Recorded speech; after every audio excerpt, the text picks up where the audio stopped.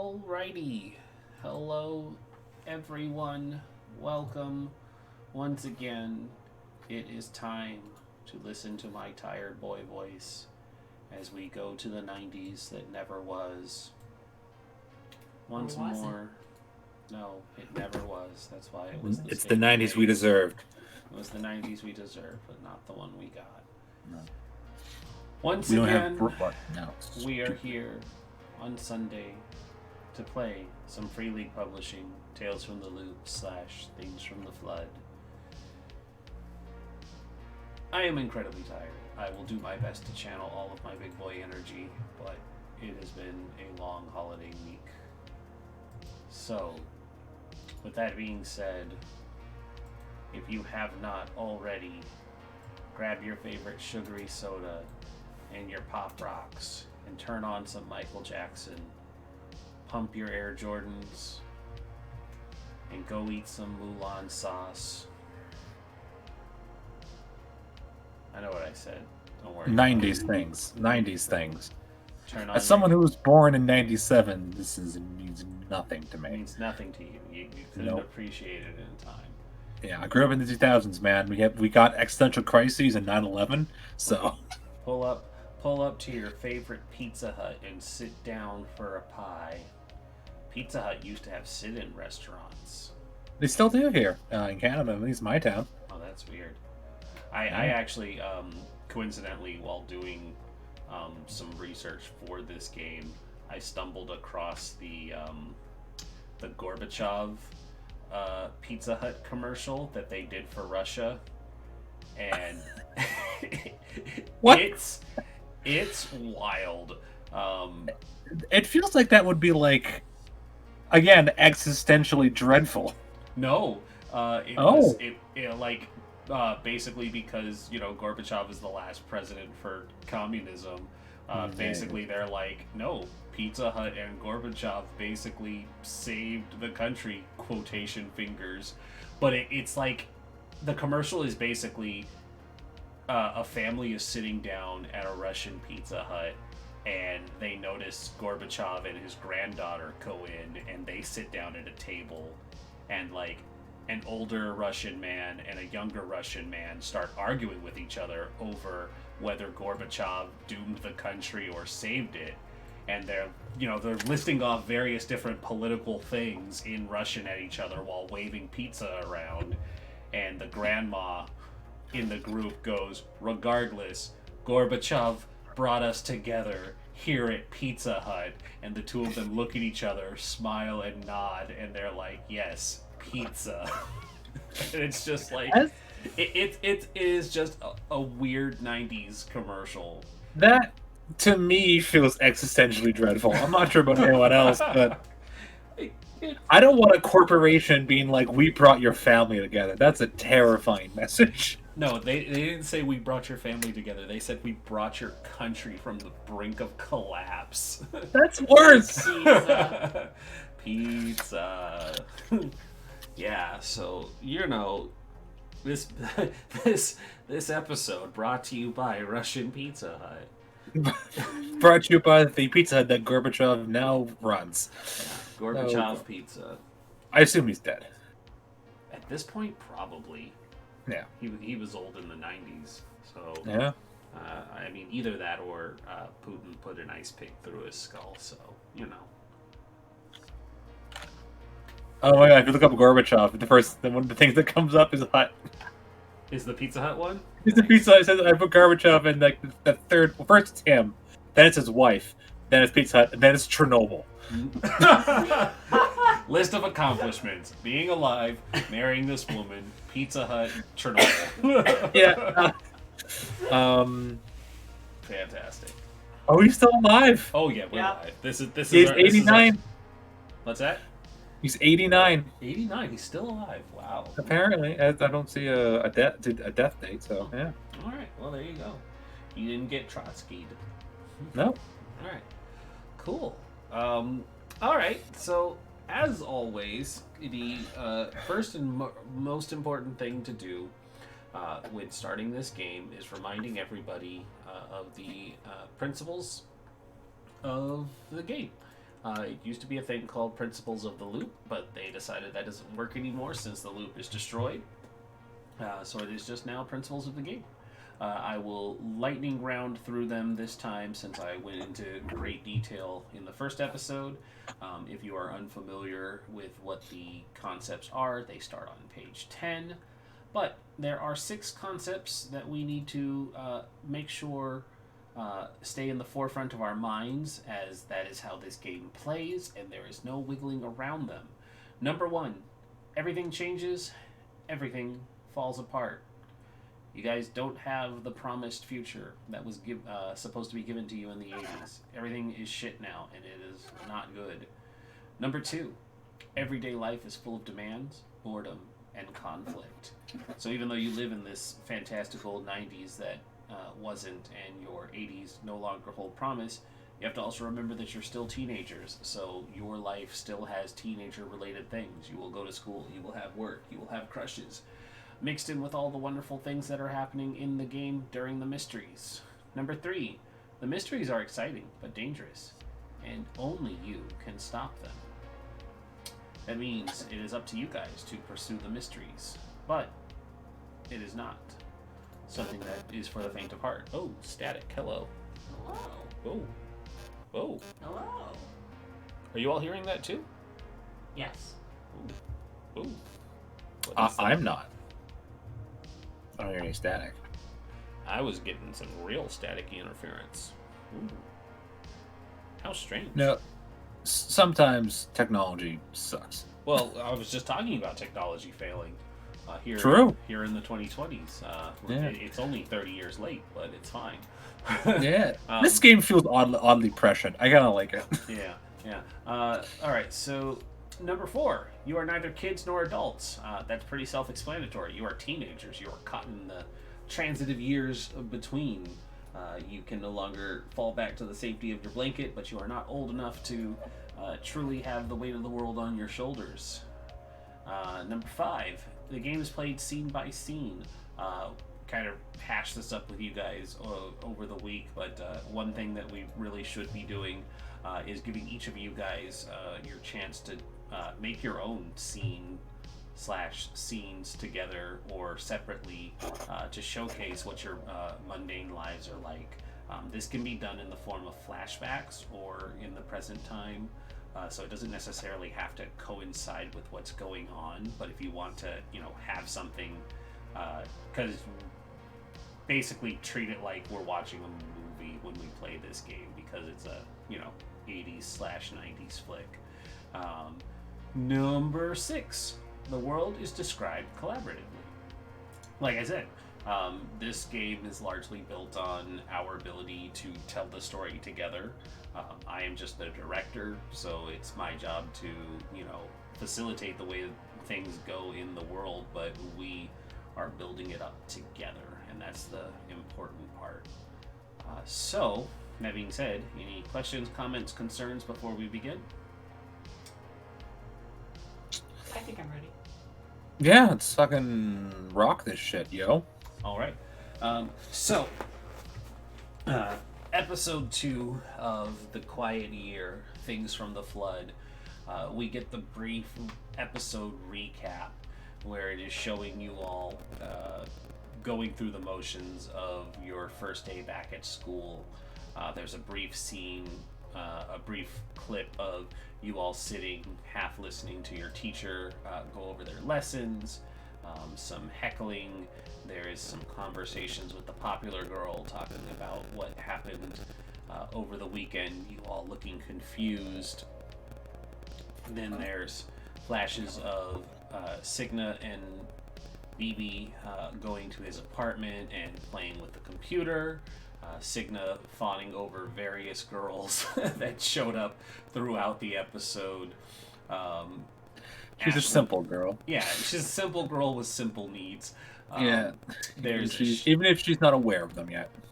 There's a shot of Ashley skateboarding to the airport, not having to go through any kind of security because it's the 90s, of course, and standing and looking hopeful at one of the terminal gates and seeing the last of the passengers step out.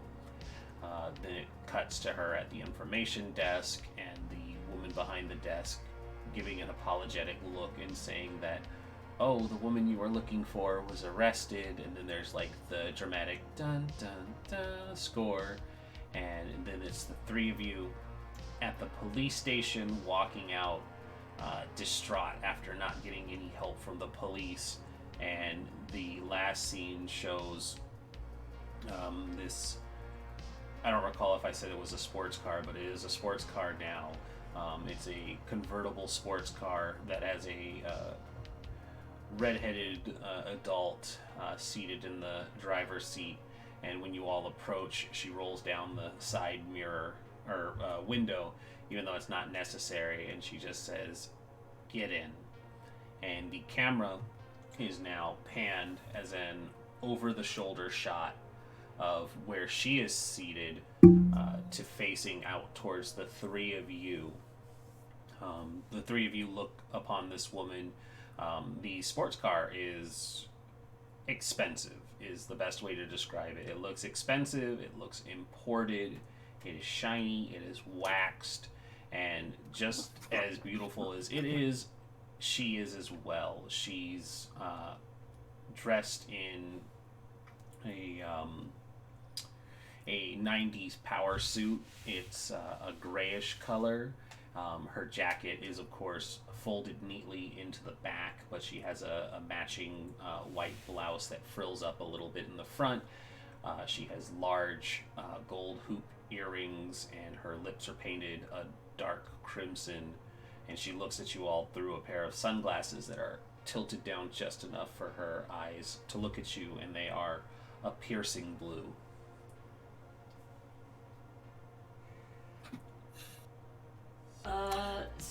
So none of us recognize her, correct? No, but she recognizes you. Okay. I think,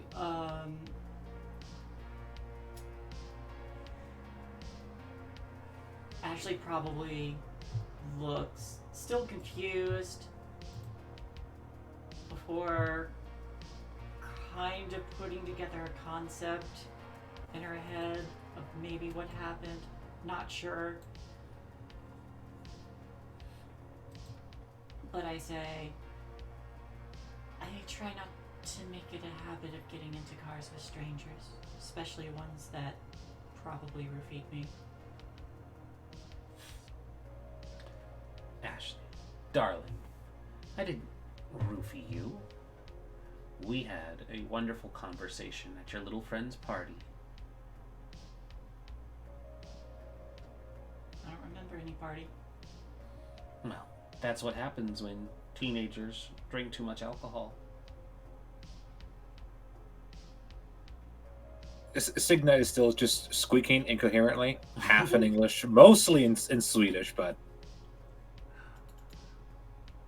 I take it you don't remember me. Would you feel better and not so worried about the stranger danger if I reminded you of who I am? I can't be a stranger if you know my name, and we're introduced after all, correct? Reintroduced, that is. It's a start. If we don't remember you, how would we remember that? Good question. I'm circumventing the complexities of you not remembering by reintroducing myself now so that I would no longer be a stranger. And yes, question. Fair point.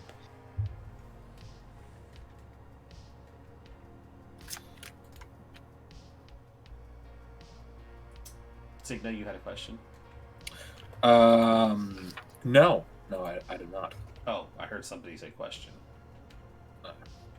I might have said that, then it went out of my brain. Oh, okay. I would like to see if I can figure this out. Skills. Page.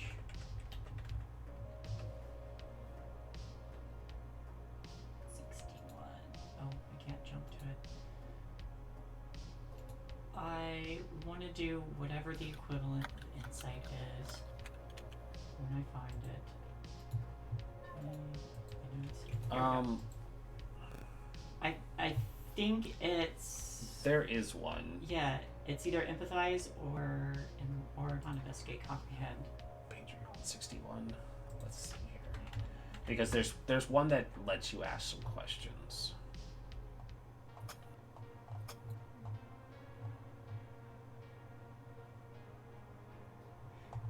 Okay, comprehend is the ability to have the right piece of information or be able to find it at the library.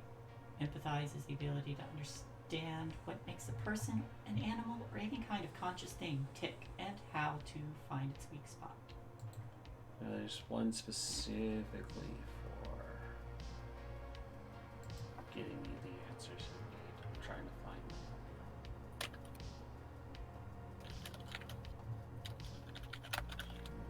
Helping each other, teens versus teens, extended troubles.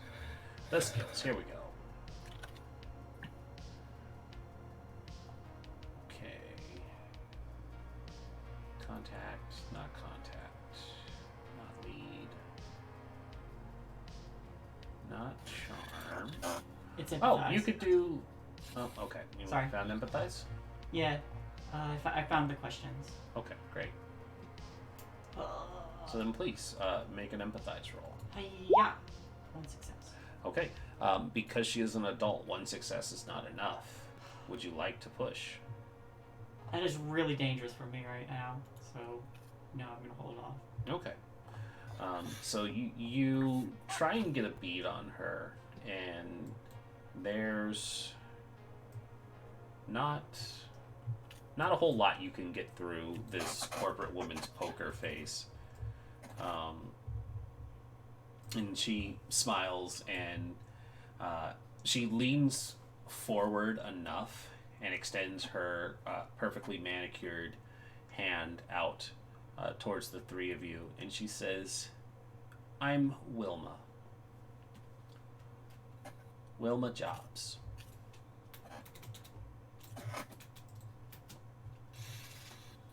Did you guess Ashley? I don't think that is an appropriate question to be asking.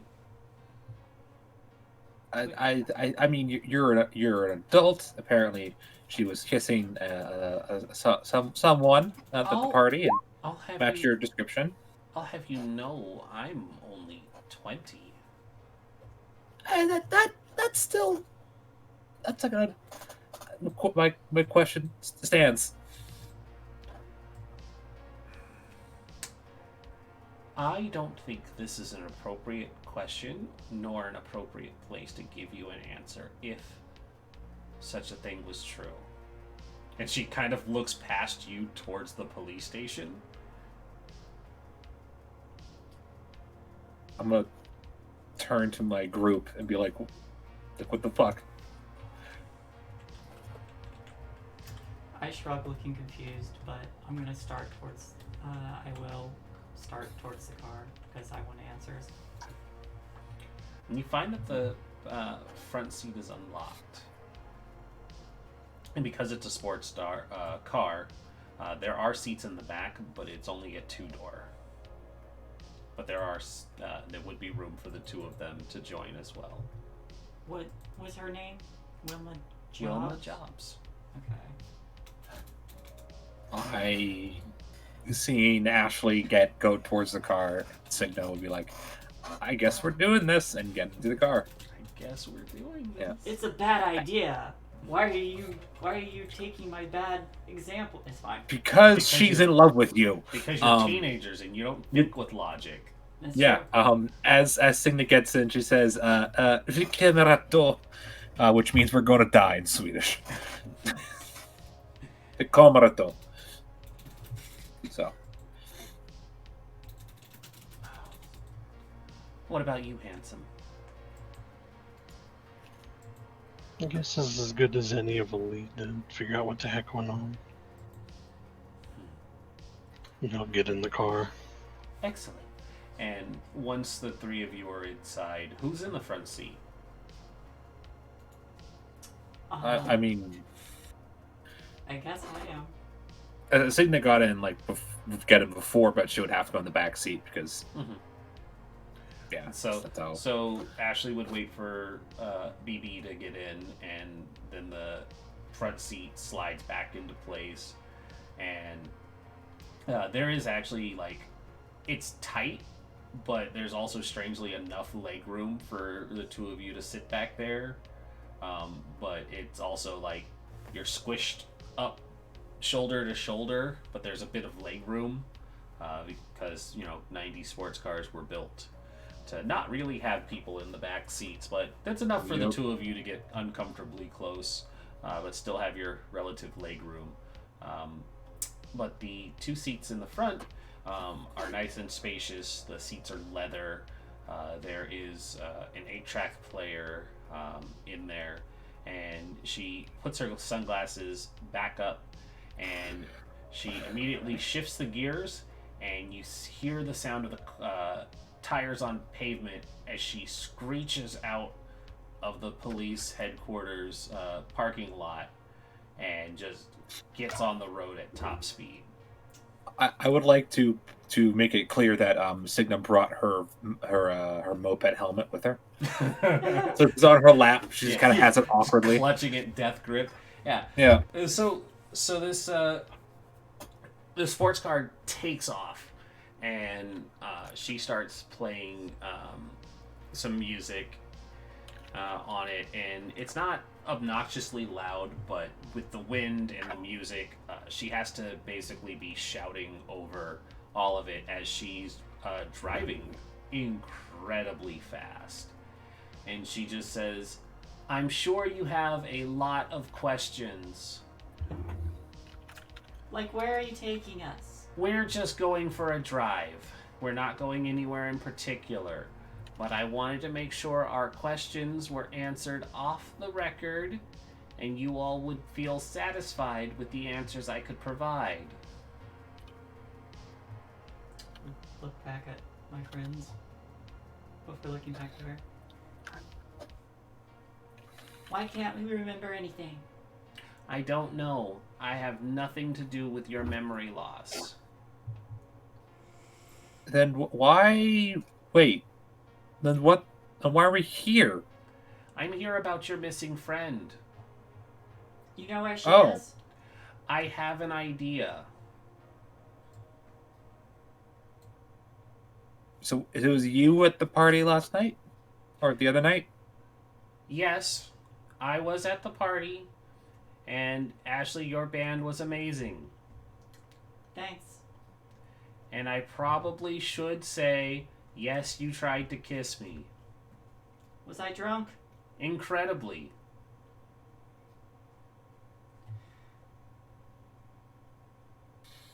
Try. I'm guessing you turned me down. I will just say yes.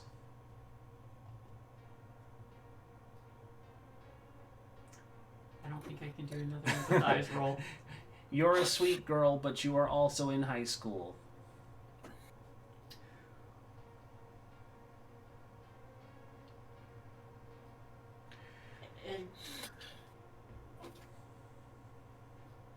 You said you had an idea.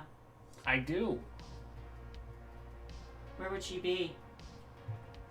She was likely abducted. Not for sex trafficking, I promise. I was about to ask for sex trafficking. By who?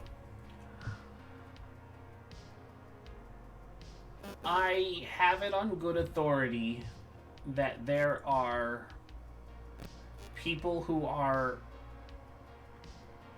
Sorry, this is my brain fart. That there are people who are posing as officials. This city is on a decline lately, and I'm talking like this because of the way that how fast she's traveling now. It's not because I assume. Okay, it's like coupled with the brain fart. It's giving me enough time to think of my words. And she says this town is operating on a decline. Crafta Corporation has been gutting what remains of the loop ever since the environmental disaster. They've been rounding up people that they feel are important and can help them with their tasks. I believe your friend might have been picked up because they think she's special.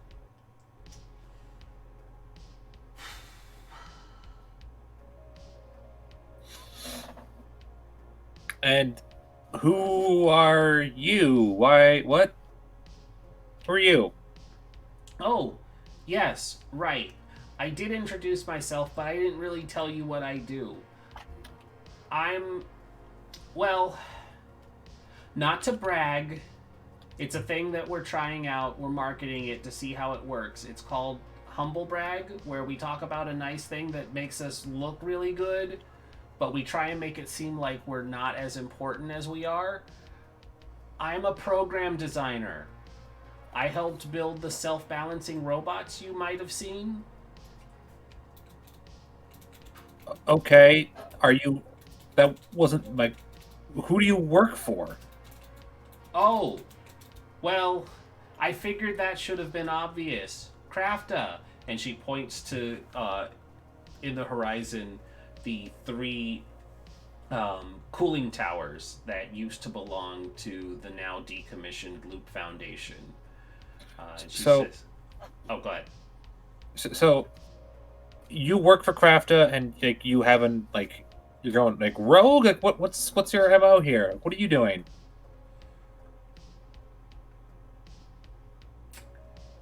Yes, that's probably the best way to describe it right now. I'm not fully defecting, but I don't approve of what they're doing with the teens and children they're abducting right now. I think your friend is the current experiment on their list. We're children. That's all she says. Yeah, there. Just very softly, we're children. There's.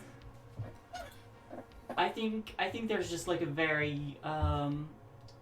I think like I just like straighten out like and just like stare ahead with, not quite that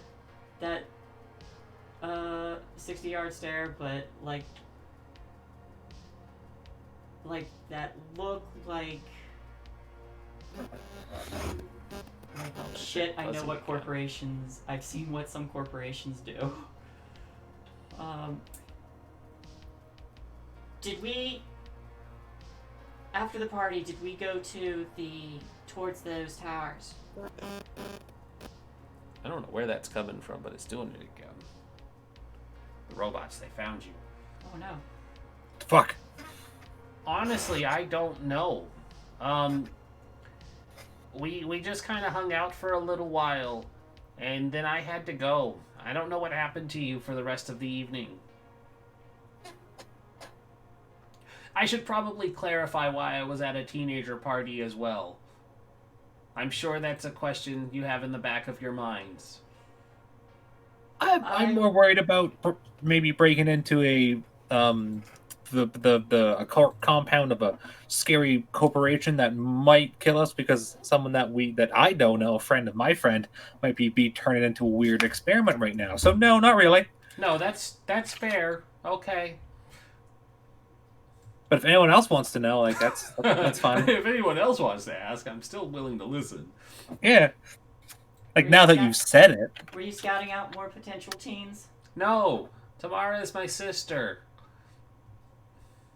Oh. Oh. Yeah, you were at my house. Well, my old house. I actually have my own house now. Okay.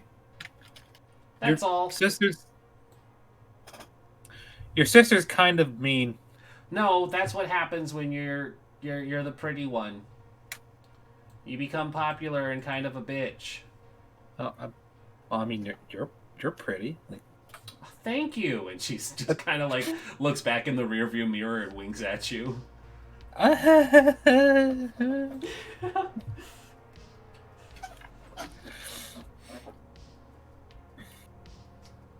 I think at this point, like I'm just like staring out at those 3 towers now. And are there any other questions you all would like to ask while you're driving? Why Sorry, go on. Why us? Why you? Why? Yeah, Why not you? I mean, why not, like, the FBI or, I don't know, Interpol? Oh, well, that's a really good thought, but given how my hands aren't clean in all of this, I figured if you could at least save your friend, then it's one less thing for you to worry about. Theoretically, if someone were to try and slip in, is there an easier way than just walking through the front door? Of course. And when you ask that and she answers, of course, you see that she's managed to basically, like, you had been driving around the city for a while, but the route has doubled back towards the police station, and she pulls up right in front of Signa's moped, and she kind of smiles and reaches into her side compartment on the door and takes out a little key card, and she says, if one were to happen to head into the quarantine zone, Wait, what? if one were to happen to head into the quarantine zone, there are access hatches that could help get you inside of the facility that are located in the ruined sections of town. If you find one of those, this key card would be able to get you in. Wait, isn't that the place full of cancer water? I would recommend not standing in it. I'll take the key card if nobody else does. Is it just one key card or multiple? She hands over one key card. Okay. Thank you, Wilma. Oh boy. Okay.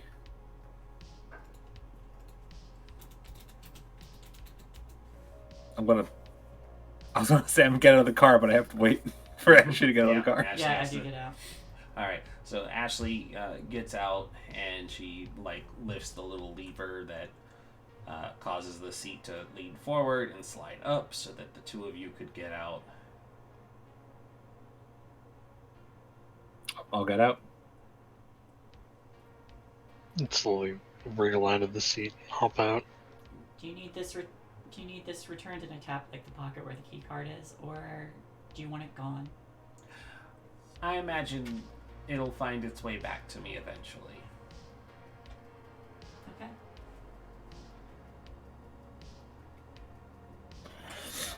Stay safe, you three.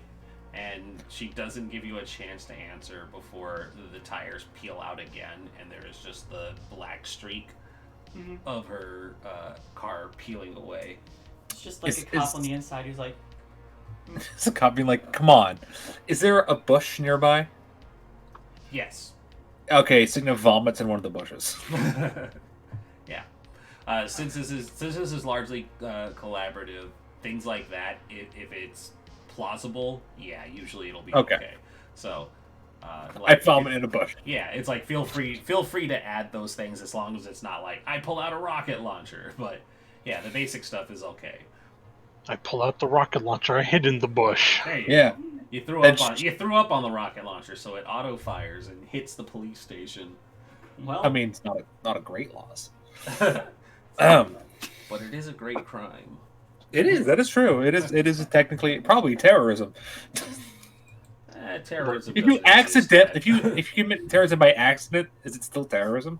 Look, if you're not even being gay and doing crimes, what are you doing with your life? That is What are you true. doing with your life? But she doesn't know she's gay yet. She has to wait, and then she doesn't know she's gay. She'll do an accidental crime. It'll be great. That's fair. So yeah, Signa's gonna have a small panic attack. Yeah, that's what Signa will do for the next little while. So Signa doubles over and vomits into a bush, leaving BB and Ashley to simmer on the information that had been provided.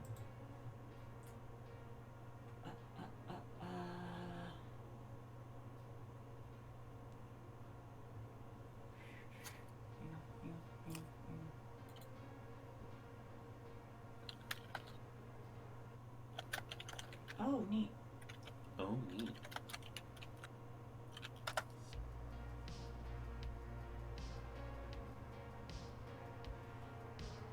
What conditions do you have? What conditions do you have? Do you have? Which I'm assuming that's just a general question to all of them. Well, specifically to Signa, because she's the one boss. Sig currently has upset. That feels pretty upset. Yeah. Okay.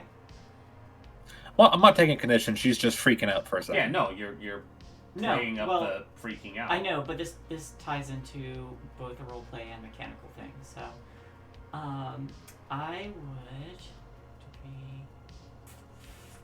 6. I might be able to. All right, I'm gonna. I'll approach Signa and just kind of like hold her hair back and wait till she's done.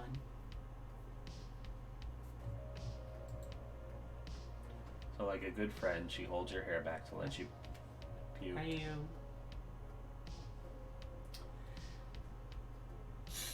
I'd ask if you're talking all Signa? right, but she's currently just sort of going off, just in Swedish.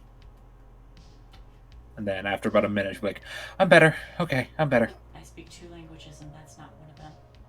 That's fine. That was more for me." So I was googling how to swear words in Swedish. Okay. Listen, Okay. I know that's a lot.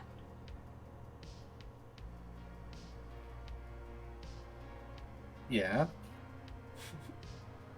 It is. I don't think you should have to get involved if you don't want to. I'm going. Okay. So they're not like kidnapping. From what I got, they're not kidnapping people who like, I don't know, like who are like good at cleaning up weird shit. Like if that would be a weird like recruiting tactic. But she said experiment. So I mean, I don't think I could like feel good about myself if I learned about this then did nothing.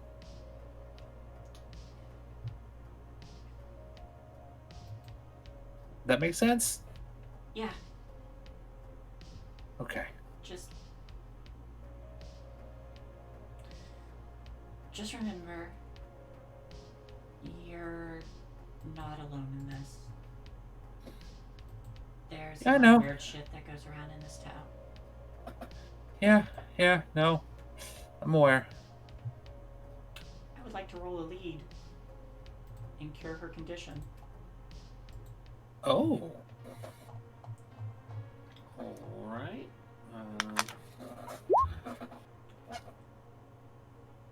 I succeed. So, the ability to make your friends work together to help them focus on the task at hand in difficult situations and to soothe them when they are scared or confused. If you spend time with the other teens, you may inspire and prepare them for a difficult situation. You roll to overcome trouble and use your successes, and your successes become a dice pool. See the table below. In the upcoming scenes, you may distribute bonus dice to the other teens when they roll to overcome troubles, but only if they do as you say. You cannot give these dice to yourself. If you fail to lead, you must check a condition. Ooh, that sucks. And Yeah, that's ask a dangerous one. other teens how your relationship has been hurt by your failure. There may only be one die pool active at a time. If you spend time privately with another teen, giving her advice or comfort, you may heal one of their conditions. You roll to overcome trouble. If you succeed, the condition is healed. If you fail, you suffer the same condition. Wow. You cannot heal broken teens using this skill. Okay, so yeah. One success, so that would be enough to calm her down from the upset. Absolutely. I guess the question would be, Signa, how do you take all of this? How does her talking to you reflect in your condition being healed? just being able to hear someone like talk to her, be like, "It's okay," just makes her feel calmer, and having someone just sort of like, yeah, just makes her feel better. Just having a little bit of attention. All right. So, why don't we take a moment to touch on those? Do you guys want to do your mundane scenes, knowing that it's like in the middle of the afternoon, or do you want to move forward and we can do them after? I would like to go heal my own conditions before. This is sneaking real into a important, but I corporate need to go spot. talk to my touchstone and calm the fuck down. No, that makes sense. So I also want to get like prepared. Like I know where to go. yeah, no, that makes sense. I just thought it was funny. It's a Monday, right? Yeah, it's a Monday. All It's right. like- Do we want to do this on the weekends, like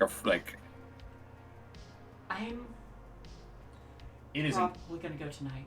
Yeah, like this is Okay. entirely on you guys. Whenever you want to go, there is no wrong answers. No, I say that to the group. Like, if you guys like, we could wait till like the weekend and like, I'm so it's a little probably less. I'm probably gonna go tonight when the jobs are closed and it's dark. Okay. I also need to get ready. Okay. It's very much Ashley has done this kind of thing before, and is not just like running it headlong. Sounds like a good idea. It's actually That's this a whole good thing's a idea. really bad idea, but I mean, yeah. Hey, BB, how are you holding up? Not tired, not having a good time. Yep. Okay. How do you feel about all this? You've been kind of quiet. I'm curious.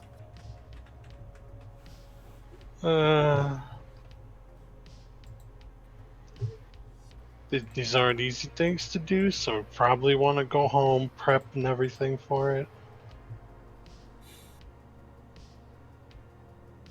Okay. So, our plan is to go home and get ready. Okay. I can do that. I can do that. Though I agree, probably should wait till the weekend, be a lot less people around. Yeah, that's my thought. Like, but like, the word experiment makes me. I don't know.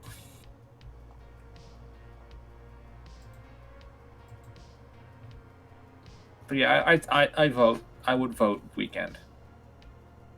Give us more time. I don't know how long my friend has, or how much trouble they're really in. So True. I'm not gonna wait.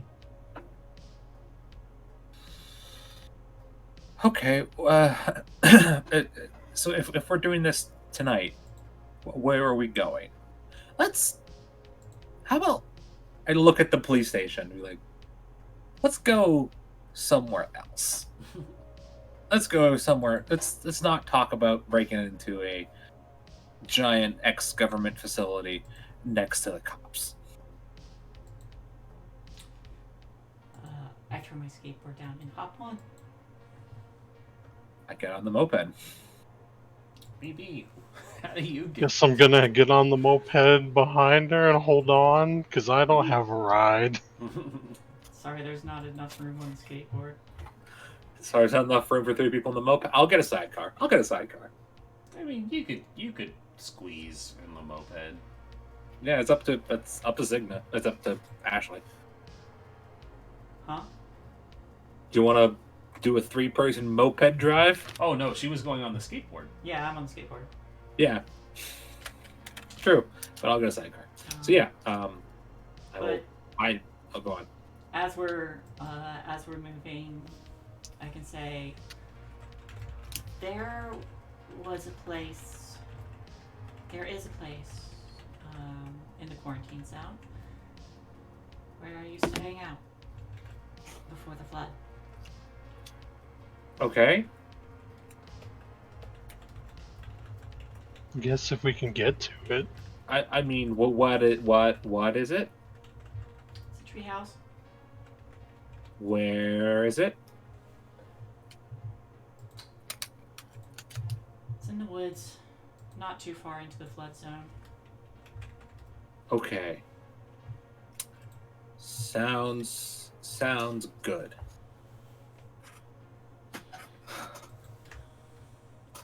Okay. I'm gonna bring BB home, and I'm going to. I have ideas. So that's all I'm going to say. Is there a place you want to meet? I thought. Oh, I thought we were meeting at the treehouse. Yeah, you just sound like you don't know where it is. I don't know where it is. Okay. We can meet at It's like. true. We could meet at like one of our houses and then go together. I could maybe talk my dad into lending us his car, maybe.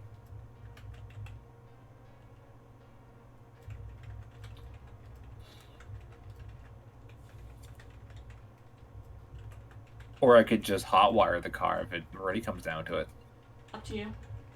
Cool. I'll Tell talk to me my what you dad do. and see if I can. Yeah, I'll see if I can get the car. If I can't, I can probably hotwire it.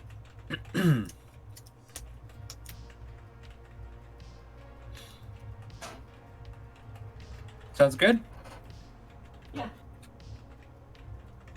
Okay. I'm going to take BB to his house and go to my house and do some Right. tinkering on some stuff. Sure. I'll meet you guys at the end of the street. Sure. Okay.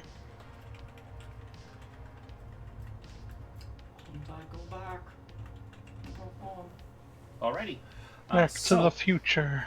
who wants to go first for their personal scenes then? Excuse me.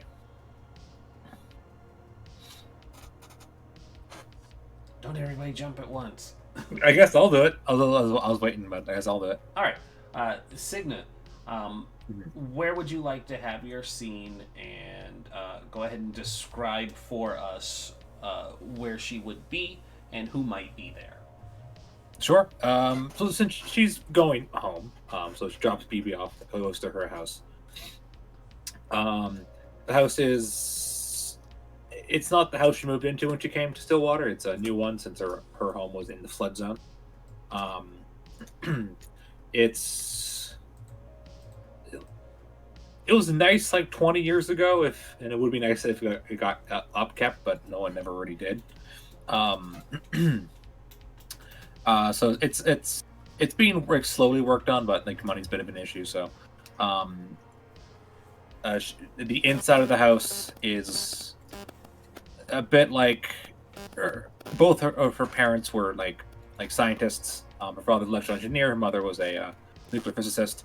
So the inside of it has a lot of her father's work, sort of like just like weird papers with like complicated math on them, little things that he works on since he's sort of taught Signa how to tinker, and everything's kind of a mess. And this place hasn't been like redecorated since like the 70s, so it's not great. Okay. Yeah. So then you come in, you see your dad, and he's busy working on something, and he looks up and I should have looked this up so that we could spit Swedish phrases at each other, but We can just say we're talking in Swedish. Yeah, he's talking to you in Swedish because that is both of your natural languages, your first language. So the conversation progresses. I think for the sake of this scene too, the conversation is done entirely in Swedish, and the audience would be seeing subtitles. Oh, for sure. Yeah. And so he's like sitting on a turned over milk crate, and he's got the radio is playing, and it's It's playing some Million Vanilli, and he's got a wrench in hand, and he's busy working on a robot. And he looks up and he says, "Oh, hello, Cigna. Please come in. Have a seat. I've picked this up from the junkyard." Signa will kind of sit. Her eyes will kind of get wide because she not very good at robots. And will grab another milk crate and sit next to it. Mm-hmm. And before you, there's like a tarp that's got like oil drippings, and his toolbox is open, and the two of you just kind of look, and he's got the like access hatch of this robot's head open in the back, and this robot looks kind of like have you, because this probably goes over your head given that the age discrepancy between us and you, have you ever seen the like big boy restaurants with like the giant like the child mascot thing? Yeah, holding up the hamburger. Yeah, I've seen those. I've heard of them. So the robot is a little squat version of that. I love it. It has that same kind of like look to him. He's got the suspenders and like a checkered shirt, but then he has like a cartoonishly elongated nose, and his hair is done in like a pompadour, and it sticks up out, and its mouth. It doesn't have a mouth, but it has like a speaker grid where its mouth should be, and he's got the back panel open, and he's basically disassembling parts, and he just says, "I'm not sure what's wrong with the little guy. He has a lot of very good parts, but something is not. I don't know where that rate. That's the robot. Anybody who's watching, I apologize for that static feedback. I don't know what it is. It's just the robot. It's just the robot. But it's the robot. Burn the robot. Feedback. It's just part of the song now, or part of the soundtrack now. But he says, "I'm not sure what's wrong with the little guy. I've changed out. Its sparks. Its battery is good. The capacitor is not shot. I just can't seem to figure it out. Maybe you have an idea." Kind of roll a tinker check then? Absolutely. Okay, give me a moment to actually pull up this thing. 0 successes! Which is on brand for Signan robots. Yeah. I will offer you the chance to push this because dealing with your touchstone is going to clear any conditions anyways. Okay, sure. But you'll only get the one. Yeah, sure. I'll take the one. Okay. Nope. All right. So I think the rest of the scene basically progresses with the two of you trying to get it to work. Yeah. It's not so much that it's frustrating or it makes you scared or anything like that. It's frustrating in the sense that you can't get it to work, but you spend this time with your father basically just enjoying it and bonding with each other. He asks you the questions: how is school? Are you making any friends? Are there any cute boys that you like? And he's like, haha, just kidding, no boys allowed. That sort of thing. But it's very much the father-daughter bonding time. And this robot is currently out of both of your ability to get started. He doesn't know what's causing it to not work, and you are like, let's try this, let's try that, and you spend some time taking it apart and putting it back together, and you just can't get it to work.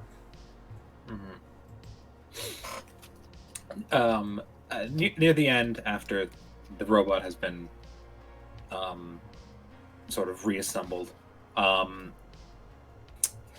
gonna look at my father and say, can I ask a favor? That's all right. Yes. What do you need? Can I borrow the car tonight? The car? Why? Yeah, me and some friends want to, just go a bit of a drive, have some fun. Nothing Nothing bad. No alcohol. No alcohol or anything like that. Just sort of a cruise And around town. he absolutely squints his eyes at you, and he says, "Signa, you know it's a school night." I know. I'm not gonna like. Again, we're not going out drinking. Just you know. I think you're gonna need to convince him. Okay, the charm. Heart and charm. Okay, I'm actually not bad at that. 2 successes. You actually aren't bad at that. No, I'm and not. So, I'm doing it. and so with that, he pauses and he considers for a moment, and it looks like he's not going to give in. But then he smiles and he reaches into his like overalls and he fishes out the keys, and he says, "All right, but you need to be back by 11 because it's a school night." Absolutely, we won't. I won't be out. I won't be able to pass that. I promise. And he says, "Good. I trust you will make smart decisions." I always do. I'll give him a hug. Yeah, and he hugs you back, and it's the kind of long and loving hug that, you know, it would be reminiscent of a 90s sitcom, and there's that soft na na na. And I will go to my room and I'll Start making preparations. start making preparations. Signa's room is sort of similar to sort of the rest of the house. It's a little more modernly kind of looking. But with still like the 70s like paneling and like carpets. Like it's not great. But instead of like posters of bands, there's a blueprint for like a car engine. That's like an actual, like literally a blueprint that she tacked to the wall. And there's just like a desk covered in like weird like little like clockwork like toys, things like that. There's a small, almost a Roomba with legs kind of thing, like a little robot, but it hasn't worked in years and she can't figure it out. Other small little projects all around, and she's going to attempt, if I can, make a tinker roll to try to make little noise boxes that she can make throw. Absolutely. Yeah. Excellent. Let's get that one done, because there is a crafting mechanic in here. Cool. Is that tinker, I assume? I do believe so. It would be Tinker Tech, ability to build and manipulate machines and other mechanical items. Jeez. 3 successes. Okay. So She's not good with robots. She's good with everything else. yeah. So I'll say for the sake of this, you do have the supplies to make a little noise machine. But because of your additional successes, on page 76, for under Tinker Tech, it goes on into the second row there. There's a thing called bonus effects. So whenever you overcome... oh, wait, hold on. When you have what you need, you roll to overcome the trouble, which is going to be your DC of actually making the thing. If the roll is successful, write down the object as an item with a bonus of +1. And there's bonus effects on here. The thing is more durable than expected, add +1 to the bonus. The thing can do more than expected, add +1 to the bonus. The thing is more discreet than expected, add a +1 bonus. So you can basically pick these bonus effects for every additional success you got. So you would have 2 additional bonus effects. Sure. How many of these would I have made? I want to make more than one. I'd like to make. If you would like to, basically, it's making one item. So if you would like to trade your bonuses to make additional, I'll allow that as well. Sure. Yeah, I'll make 3 then. Okay. So you'll trade the 2 extras to have 3 noisemakers. 3 plus 1s. Yeah. So yeah, just write down, noisemakers time 3, and they give you a +1 bonus to whenever you try and use them as an item for your thing. Oh my god, look at that robot on that page. Yep. There are some great images. This guy is such a unique, like, fucking style. I love Simon Stalig's art. It's what page? 73, you said? 76. 76. Yep. My bad. Yep, there it is. There's a big fucking googly. God, looks like an Eldritch god made out of metal. Fuck. Yeah, isn't it great? There's a lot of great artwork. People in chat, if you haven't looked up his stuff, his books are Tales from the Loop, Things from the Flood, The Electric State, and there's another one that is coming out, or has already come out this year, that I do not know off the top of my head, but he does great work. He also started doing music, I think. So he has like Tales from the Loop themed music as well, and there was like this weird music video of one of the robots playing the piano, and it's trippy as fuck. Yeah. So Yeah, check him out. Give him some love. Yeah, always. Yeah. When he was approached by people for this RPG, he's like, "Do you want some extra art for it?" Yeah, He was all for it. Well, he's really big on contributing to this game, and Free League Publishing like keeping him around to help hype this stuff up. And they're like, "Can we do more? Can we use more?" It's like, give us more. And I'm all for it because I love this stuff. But I think that's going to wrap up Cygna's scene. So who wants to go next? Look at this crazy shit. Sorry. I fell into the rabbit hole. Yep. BB, you got anything for me? I do not know. Nothing yet? Okay. Or in general? In general. Okay. Ashley, you got anything? Yeah, I'm going to, when I get home, I'm gonna go find my stepfather and see what he's up to, and probably just help him out with whatever he's doing, because before... Alright, so what we're going to do then, please, just like Cygna had done, describe the scene, what he's doing, and then remind me of what his name is. His name is Jack Preston. Jack Preston. Okay, so where do you go to find Jack Preston, and what is he currently doing? He is...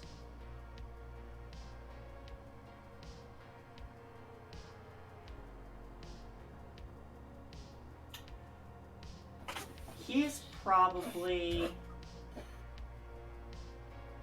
I think he's probably working on his own car. Alright. Partly just to keep himself occupied. But I probably see him just like as I'm skateboarding up. Mm-hmm. And so as you skateboard up then to your new house, you see that Mr. Preston has the hood of a 1970 Shelby Cobra open, and he's busy working under the hood, and he has Led Zeppelin playing on the radio, and he's deep inside of the hood of this car. He doesn't hear you rolling up. So as I'm like going up the driveway, I just shout, "Yato-san!" and then kick my board up. He just kind of looks up and he's like, "What? Oh, right. Kobanwa." Because it's evening time now when you roll in. You're getting better. Well, your mother makes sure I have to learn it because you're so interested in it now. Do you need help? Yeah, come give me a hand. Hand me that one there, because I know tools. I know tools. I probably... Crescent wrench. Yeah, hand me that crescent wrench. I'll start handing him tools as he's asking for them. Is it alright if I head out and study with some of my friends? It's probably going to be a late night thing. A late night thing? You guys just started today. They don't give homework on the first day. Trying to be more responsible. I feel like there needs to be like a lie roll because that's such a lie. Give me a charm to try and be convincing about Fun. One success. that. As always, the target number for adults is a 2. Shit. And so he kind of looks up from you and he sees, Exhausted. yeah, and he sees. Oh, you want to reroll it? Yeah. Okay. And reroll, please. And remember that this adds on to what you rolled. Yeah. Where are you? I just lost it again. Here. Got it. All right. And so he gives you that look like, and it whether it's he doesn't believe you, but he's gonna let it slide because you're a teenager. Mm-hmm. It's hard to tell, but he just kind of nods and he says, "All right, going to study, fine, but as long as you're back by 10:30." 11? He just kind of narrows his eyes for a moment and he says, Are those two punk kids in your band gonna be there?" No. All right, 11. Yes.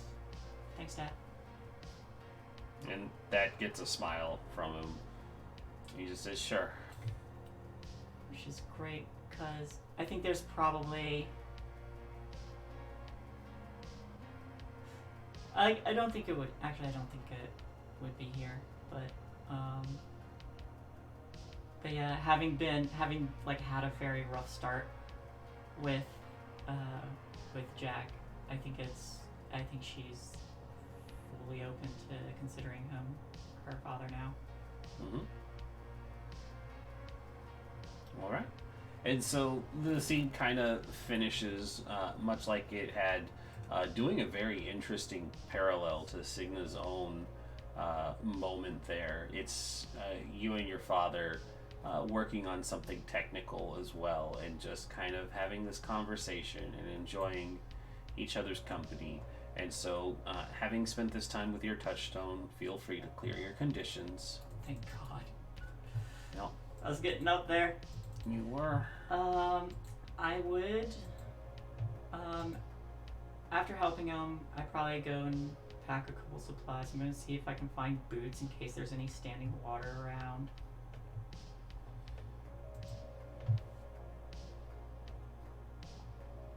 But yeah. All right. Yeah. So you gather up some supplies. All right. I'm making the rounds again. BB, do you want to do anything? I don't have anything in mind right now. All right. No worries. So, the scene progresses then to the evening. The sun has gone down, and the remnants of Stillwater still have their street lights. The people can still be active in the evening time, but in the distance is the quarantined area with the remnants of the flooded town that was abandoned. This skyline shot shows the three exhaust towers. They used to be illuminated to not be hit by planes, and they gave off like the steady smokestacks of exhausting the cooling of the super colliders. But now they're just off and lifeless, and while there is still just a faint red flicker at the top of each of them, there's no real signs of the promised prosperity that would have been there 10 years ago. And as the camera drops from these three towers, we're now in Signa's father's car. What car does Signa's dad drive? Fuck, man. You asked to borrow the car. Yeah, I didn't think of this. You look up 90s sedans. I don't know. Nissan Maxima. It's a Nissan Maxima. It's that was what my parents drove in the 90s. Sure. I remember what it looked like. Can I also say that before she left, she like put some like tools in the trunk and maybe a crowbar, Sure. just in case. Mm-hmm. So yeah, she's a crowbar. And yeah. Oh man, 90s cars were ugly. They were. I just looked them up. They're disgusting. What the fuck? What happened to the 60s? 60s had beautiful cars. What the fuck? They just became very utilitarian. It was just yeah. oh, that's gross.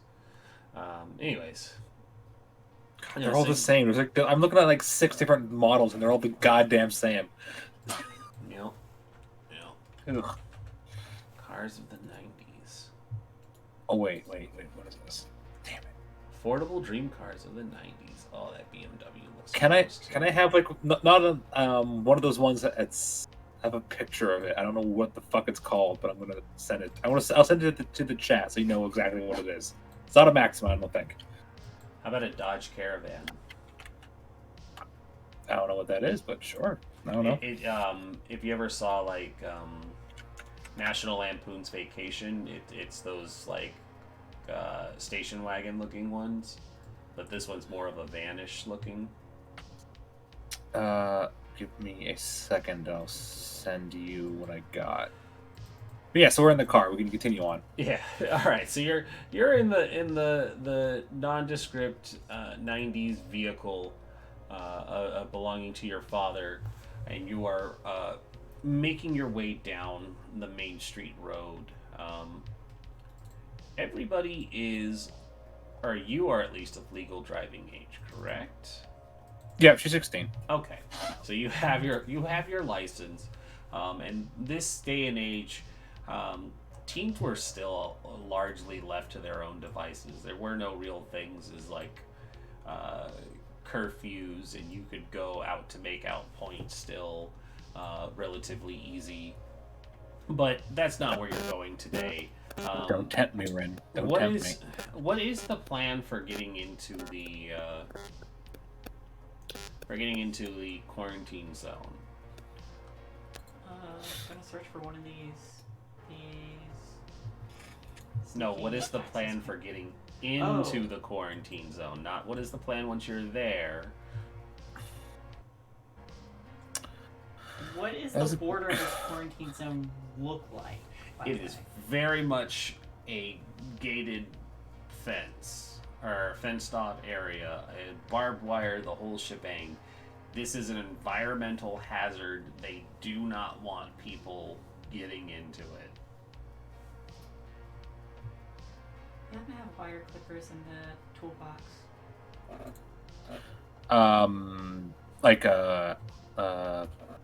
I know exactly what you mean, but there's a word I'm looking for and I can't. Bolt cutters. Bolt cutters. Would I grab bolt cutters? Is it just is it just let me standard ask- fencing? Yeah. Is it just like because if it's just standard chain link, you can get those like needle nose pliers that have the little wire cutters on them. And that True. usually handles chain link. Yeah, fence. I would have one of those. Yeah, just like a chain link fence. Yeah. All right. So, yeah. So, I imagine then that Cigna finds a spot relatively away from the fence so that they don't tip off that they are going into this area, or maybe they do. Who knows? But you all head down and you reach a secluded section of where. So basically, because of the way this environmental disaster happened, when the Loop Foundation flooded, it flooded roughly half of the town, and so they just dropped a fence that divided basically Old Town Stillwater and New Stillwater. And while it's closed off and fenced up, and there's like the plastic tarp that shields people from being able to see it, or any of the fumes from drifting too far into the populated areas, it's largely not guarded, because it's very much one of those things of, if you go in here, you could die. So most people just have enough sense not to go in, but it doesn't always stop people. And so you guys go down a secluded alley to where you can find where some buildings touch the fence, and they use the buildings as a cheap way to not have to lay fencing down. And so you go down an alley, and there's a set of fence that's out of eyesight, and that's where you make your breach point. And so from there, it's just a short matter of walking into this ruined area, and it becomes the clear difference of night and day. This ghost town is pockmarked with areas where wildlife has rapidly started regrowing at an alarming rate. This has only been 6 months of the town being abandoned, but the effects of... Oh my god, that noise is just obnoxious now. But with just...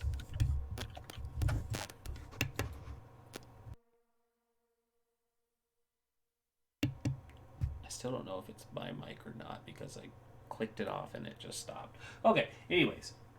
But even with just like 6 months of the area being quarantined and exposed to this toxic, contaminated water, the growth of plant life and the flora of the area gives off a very strange and almost alien look to it.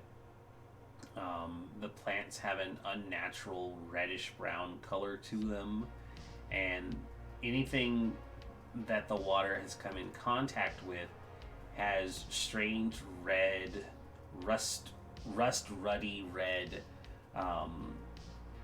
vine-like growths that scale up the side of brick or concrete. There are entirely abandoned vehicles that have rusted over and sunken into the earth where the water has made contact. But it's easy for you all to navigate down the streets without having to necessarily make contact with the water. But it wouldn't be dramatic if I didn't have you guys roll. So what I'm going to need from everybody is a move body roll, just to see how well you all can navigate through this area without having accidentally slipped or stepped on something that would loosen it up and cause some problems. 1 success. Bodies, Alright. I think, my worst stat. Yeah, everybody succeeds. This is not an issue. And so there is no problem for you all to make your way through this area without slipping, without something giving way under your feet and sending you toppling forward. And eventually you find one of these access hatches that was mentioned to you by Wilma. It's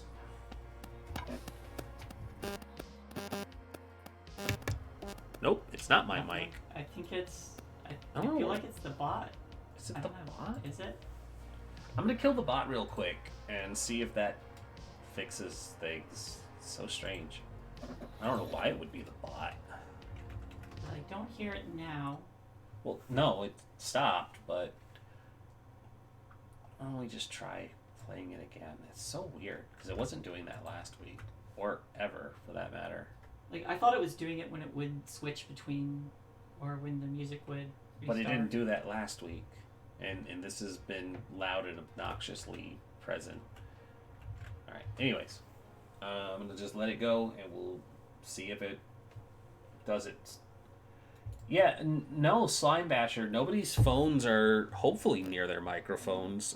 That is a common problem that I learned early on, but I keep my phone away, and mine is pretty far spaced from anything electrical to avoid that problem.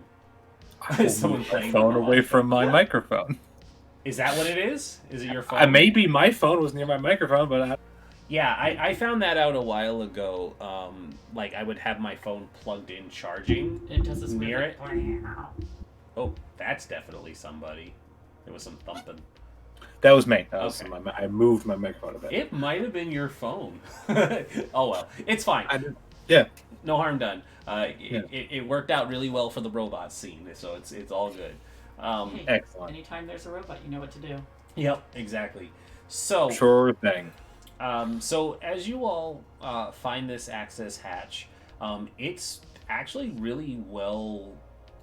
It would have been really well concealed 10 years ago, before the Foundation had suffered this catastrophic failure. Now it looks like it is just a service door built into the side of an old music store.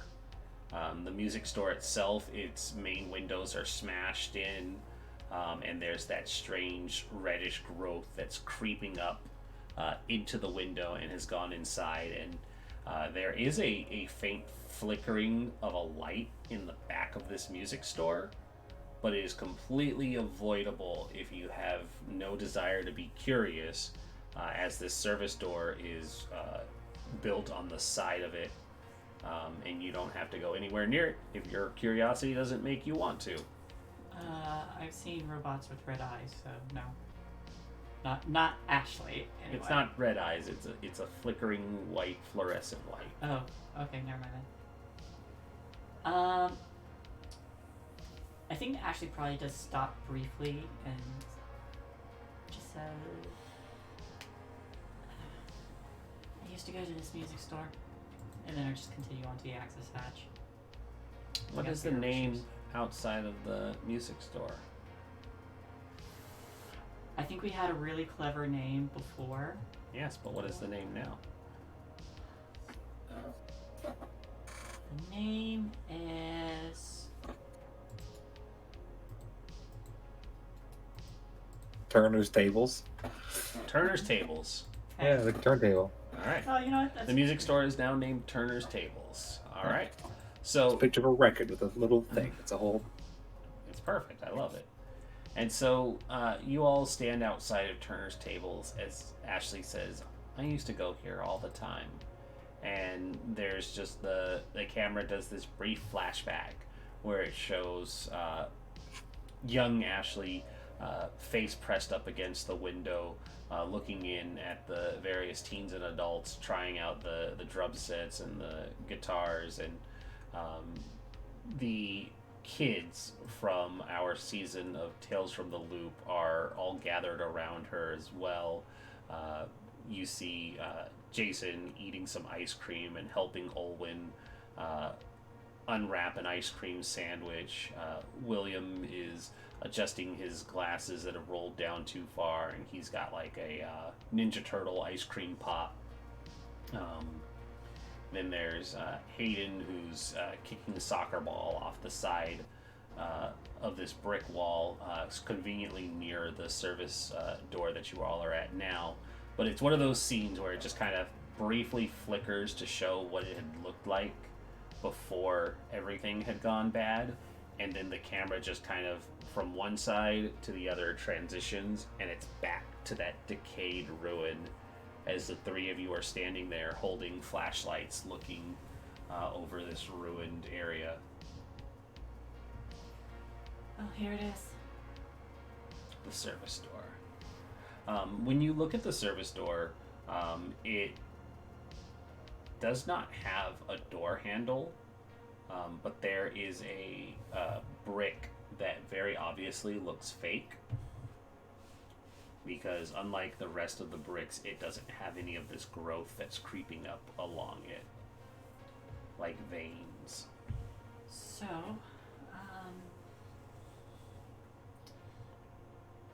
it's been a while since I've done this kind of thing. Never done this kind of thing.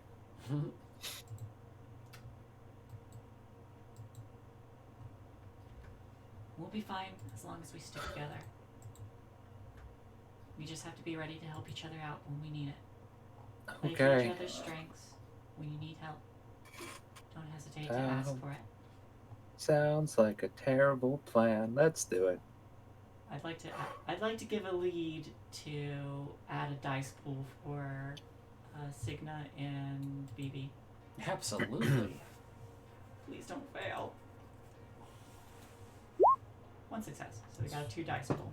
One success. So there are 2 dice banked for BB and Signet, should they need it. Okay. All right. You all have 1 key card. Once Ashley has given this pep talk of everything's going to be all right, we're not going to die, and there's no reason to fear any killer robots inside of the loop once we get going, she brings the key card up to this out-of-place looking brick, and the brick itself briefly sweeps across the pressed up key card. It flashes a blue light, blinks 3 times, and then there's the sound of pressurized air releasing on this service door as it slides from right to left into the wall, and it opens up into a darkened stairwell. I will start going down. Okay. I will follow. Go behind them all. Alright. And it doesn't take long after BB has stepped in that the sound of the door sliding shut and the psss of it resealing behind you all is heard over the soft steps of your sneakers on metal as you descend down into the earth through this service tunnel. Inside of this tunnel, it smells awful. The platform you guys are moving across is precariously but conveniently perched over flooded water, and it doesn't look like the growth has started to overtake this metal, but it basically raises you all up about 6 inches off of the collected water that's down here, and it looks like it had been installed fairly recently. Otherwise, walking through these platforms is easy. There's enough headspace for you all to walk upright, and there's even a safety guardrail. It's like they followed OSHA safety standards for having this access. And you find yourselves walking for quite a while. If anybody has a sports watch, they check their times. You all had left at probably like 7 o'clock. In the time that it took you from parking the car to getting here, it's been about 20 minutes. And down in this service hatch, you've been walking for what feels like for another 45 minutes to almost an hour. And so before long, you find that the corridor splits, and there are signs posted, and they basically are giving directions to different sections of the Loop Foundation, because everyone knows that the Loop was largely built underground and could go for miles into the city underneath it. And it was one of the things that people criticized once everything went bad, was how close everybody basically slept underneath the danger. And so there are directions you all can pick. There's a direction to the left. There are 3 signs that say research and development, robotics, simulations. The other direction, it says cleanup. It says games in theory, and it says cafeteria. We'll want research and development. That sounds like a plan. Can I? Is there a version of perception checks in this game? Investigate, comprehend. What specifically are you looking for? I want to listen out for footsteps or voices. I'm not sure if they have one of those. But what you can give me is, if you want to give me sneak rolls, we can play it in the reverse of seeing if anything will notice you while you all are being careful. Ooh, no.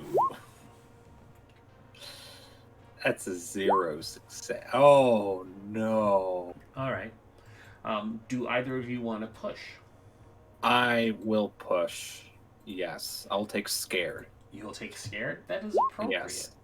Okay, great. That's awesome. All right. I'm never pushing again. You do have an extra dice, and you have 2 extra dice in the pool. All right, I'll use 1. William, did you want to push? No. No? No.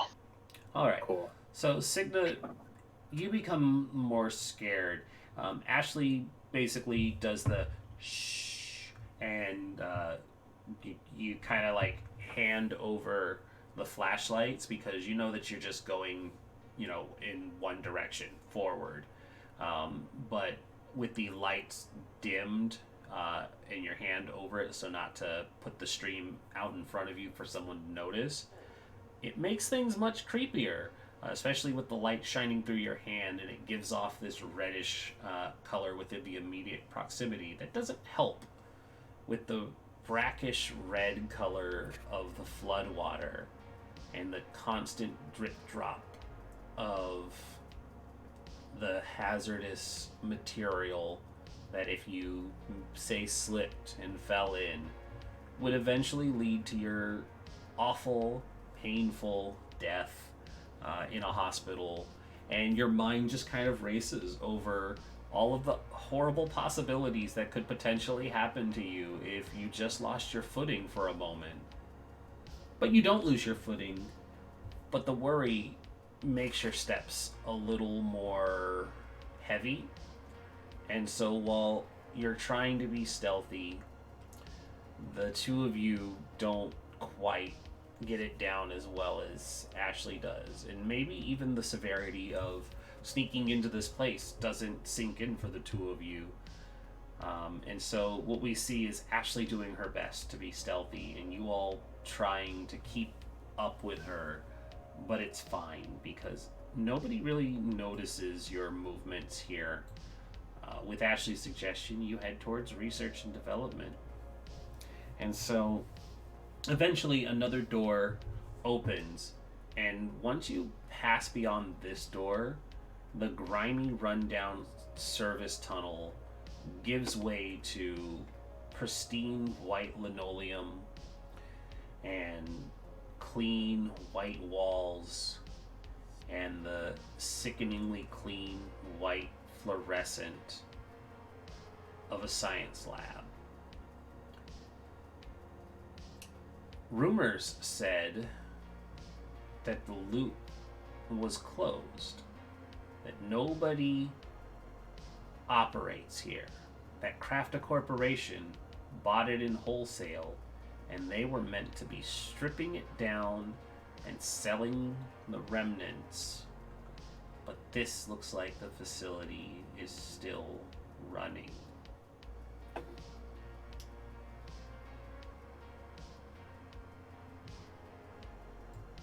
Okay. Does there, Okay. With Signa's words of okay and worry, the dramatic score gives way to the commercial break. Because it's an hour and a half and we should take a break. Oh, yeah. I realized something. I forgot to pull the card from the Stroker deck. We got the Myrmidon. Ooh, the Myrmidon. Yeah. So, there we go. There we go. What's that mean? It means Achilles is going to run up and stab somebody. Yeah. Yeah. Yeah, 'cause just- he That would be is quite a Myrmidon. twist. Yeah, what a twist. But yes, everybody stick around. We're going to be taking a short break. It's usually about 10 minutes, give or take. But enjoy our away screen sponsored by Crafta Corporation. Crafta for all your Crafta needs. Mics will still be relatively hot, but I will be muting our microphone as we get up and go away. So if you hear chatter, don't worry about it. It just means people are making their way back in.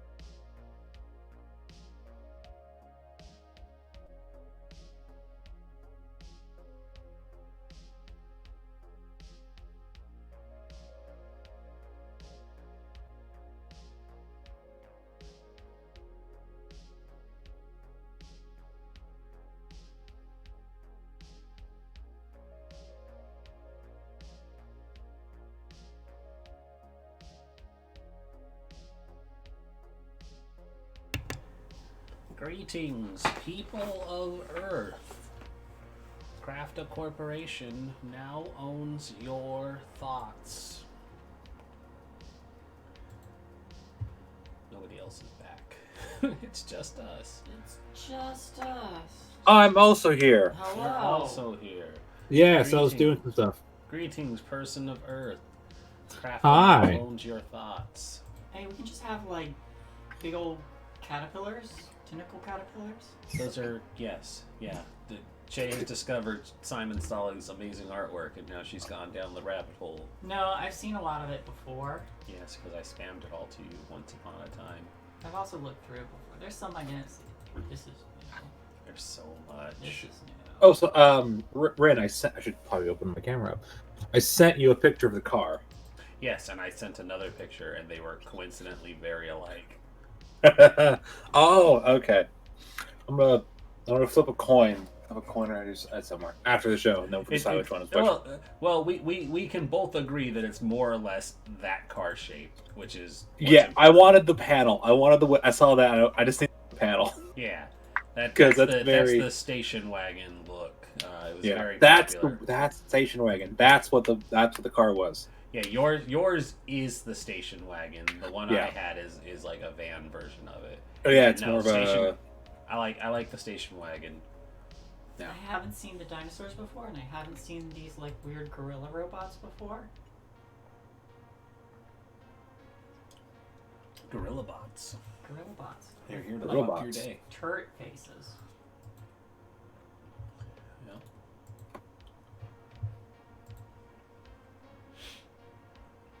I also keep trying to find like cool NPC art, and it keeps having me go down video game route. Like, here's characters if they were humanized. Like, I'm down a Night in the Woods rabbit hole with like, here's what all the characters would look like if they were people, and I kind of love it. They make the characters. There's a look word for that amongst artists. I forget what it's called though. I also know it, and it escapes me. Yeah, it's like Personification. No, it's a Japanese word. it is a Japanese word.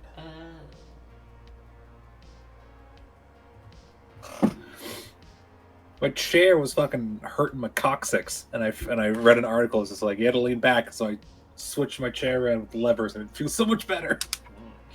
Oh, it's so nice not to fucking have pain. Oh, I'm so tired. How you doing, chat? Chat can hear us, right? Chat can hear us. Hello, chat. Hi, Hello, chat. chat. Hello, chat that still remains. People were very talkative earlier, and I appreciate were. that. It's my buddy Bumble And Yeti, they're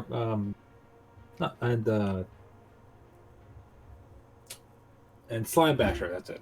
Ah, No, but that's the same person. Baka Zombie. That's who's in that. They're two of them play with us on Swindler's Den, and then one of them is okay. just the Hello, guy who Swindler's watches us. Den people. Yes, I shared it to our little chat, and also Tommy was there as well. Yeah, I had mentioned you, Zombie. Don't Good you old, fucking. good old Tommy Wiseau. What's yeah, up? go Tommy Wiseau. Oh, so Tommy is like he's from the South and has like a fucking awesome accent. Amazing. So I'm going to refer to him as Tommy Wiseau from now on. That's funny. Do you know actually where Tommy Wiseau got his? Because that's not his real name. No, I don't know where he got it from though. Birds. Oh, Yeah, Wiseau is the French word for bird. So that's why he calls himself Wiseau because he likes birds. I stumbled across his Twitch channel once upon a time. And Oh, yeah. It was just him playing Tommy Wiseau playing video games, and it was like, yeah, oh okay. Like I can Hey, see you why got- people want this. You got what you what was advertised. So you can't complain, right? Mm-hmm. Yeah, no, it was exactly what was said. It was like, all right. I forget what he was playing, but it was entertaining. Excellent. He had a YouTube channel for a while. Good stuff. Apparently, the very wasn't very good. Somehow He also doesn't played video surprise- games in that one. It was very strange. I think he just likes video. Yeah, that's good. Yeah, good for Tommy. I hope he's doing okay. Good for Tommy. Yeah, there's a theory that the entire movie room was actually just a front to help launder money because he owed someone money. I don't know how true that is, Amazing. but that was definitely a theory. Also, no one knows where he comes from. He's a miss. Even like people were just like, we don't know where he came from. He just showed up one day. All right, so chat, we were waiting for Frost to come back, but as I say that, he is walking through the door. Yes, he is. There's a boy. It's your It's boy. a good beardy boy. Hey, it's your boy, Frost. Hey-oh. Hey-oh. Okay, so we are going to cut back the last Craftacorp commercial where it is former USSR President Gorbachev enjoying a slice of Pizza Hut pizza with his granddaughter, and the camera fades back in to the three of you opening this side panel or side hall door into this pristine white research lab that indicates that Crafta hasn't been telling the truth to the public, that the facility has been shut down. However, you don't see signs of anybody moving down this hallway. It stretches in 3 different directions. You've come to like a side door at a T intersection. You can go left, you can go right, you can go forward.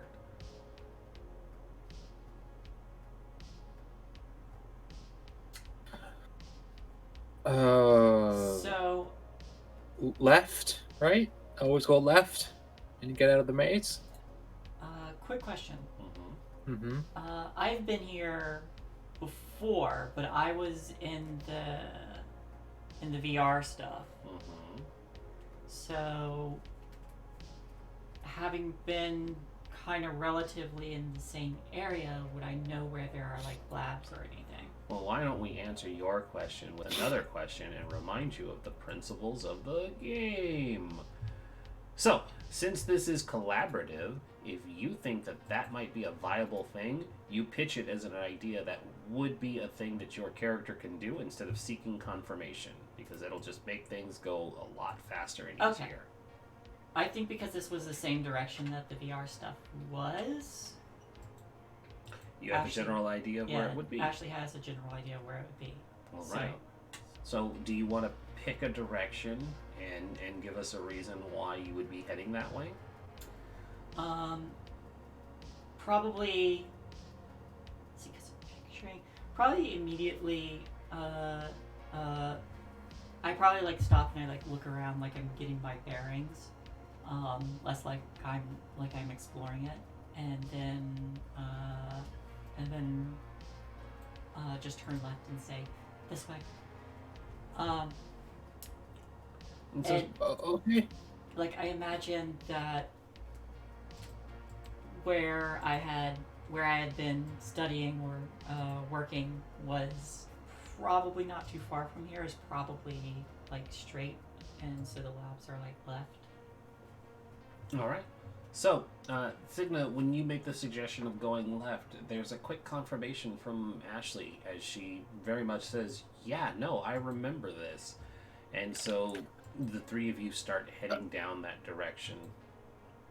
Wait, what? You remember? What the? Okay. I have a lot of questions. Ground Zero, remember? Oh, right. She's gonna follow. And so you follow, and as you're moving down, it doesn't take long for the first signs of life to start showing up. There's an individual in a white lab coat walking with another gray jumpsuited technician. They're walking in the same direction you are. Their backs are to you. They don't notice the three of you as you're sneaking. But they've walked out of a room, and when you approach it, you see that there's a sign in front of the door, and it says holding facility. That's convenient. I think this is where we need to go. What do you think? I just like give a small nod, and I'm gonna try to sneak inside. Mm-hmm. Give me a move sneak, please, or sneak body. Sneak body. Oh no! I will tick. Thanks. What are you gonna tick?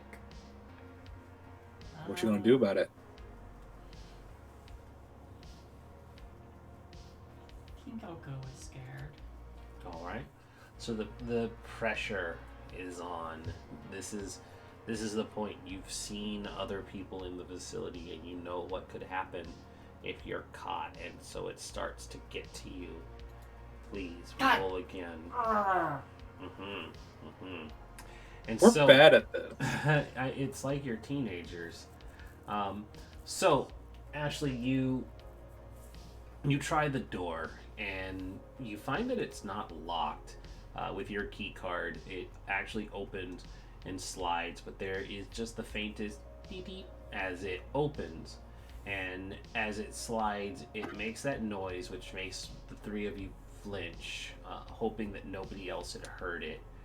But when the door opens, the room illuminates, and it does that thing where the lights start at the front and then start flicking on in rows. And as the rows go back, you start seeing that there are the large liquid-filled tanks. And as the rows start to illuminate, you see there are labels under each one that says like Subject A, Subject B, Subject C, Subject D, and it keeps going down the rows, and each of the tanks are empty. And as it continues down, it gets to one and it says Subject X, and it illuminates, and there's a body floating inside of it. Floating? Mm-hmm. Inside of the tank. What does this suspended body look like in this vat? Are the three of you going inside and up to Subject X? I am. Yeah. Ashley heads straight for it. Signa moves as well. I assume BB is close behind. And as you make your way up, what you end up seeing inside, for the sake of the camera shot, it's a shot that goes right up to the shoulders. You see that there's a young girl, couldn't be older than 17, floating inside of this tank. The implications that they're not wearing anything inside of this tank because it's just the way sci-fi does things. Nobody goes into the goo tank fully clothed, but she's floating in this tank. She has short blonde hair that's flowing out in this viscous liquid. Her eyes are closed, and there's a series of tubes that are connected to little pads that are stuck in the arms and her neck and up on the temples. There's a breathing tube that is affixed to the nose and in the mouth, but they're just floating.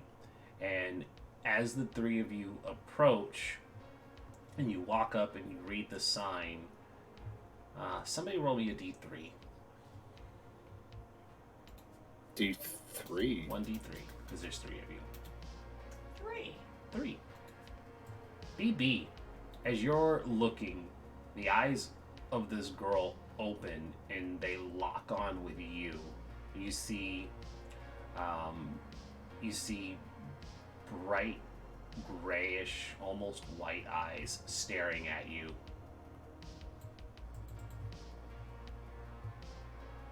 The moment he sees, he's gonna take that like step back, like, ugh.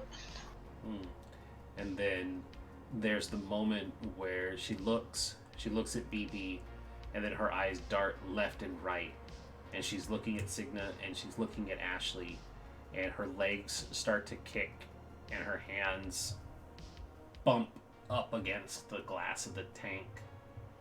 What's our plan here? What's our plan? Get her out? I'd like to do an empathize roll. All right. What is your intention as you're trying to empathize? What are we looking to do? I want to figure out where is it? Here we go. Too late. She's drowned. No, I'm Okay. kidding. Oh, no, God. Wah, wah. Pressure's on. Oh no. So I get to roll, and then I get to ask 2 questions if I succeed. If you succeed, yes. Let me find the empathize so I have the chart up. Page 80. 80, thank you. Uh-huh. Alright, make the roll, please. Hey-ya! 1 success. 1 success. Excellent. 1 success is all you need, so you are able to ask 2 questions.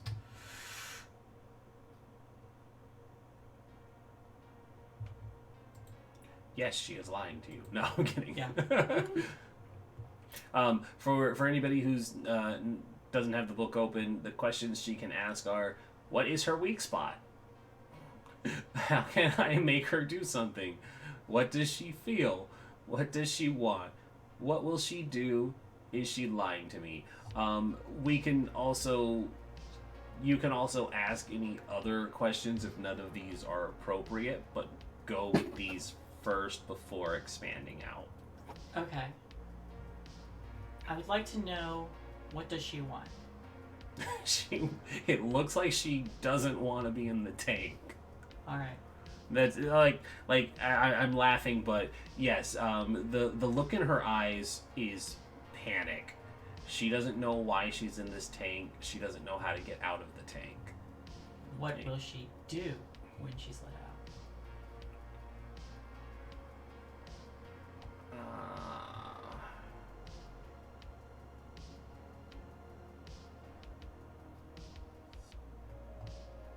I just gotta make sure how I can answer this for you.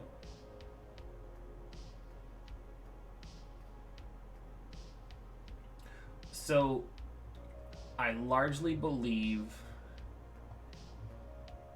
that I have to answer the question to the best of my ability without explicitly lying to you. So the answer that I'm going to give to this question that is still a legitimate answer is you have no way of knowing. You can clearly see that she's panicking, but that seems like a very reasonable reaction to waking up in a tank. Is there... You don't have any more questions. Yeah, is there a way to open the tank? That's going to be my next question, yeah. You don't have any more questions to ask, so why don't we turn the scene over to you all?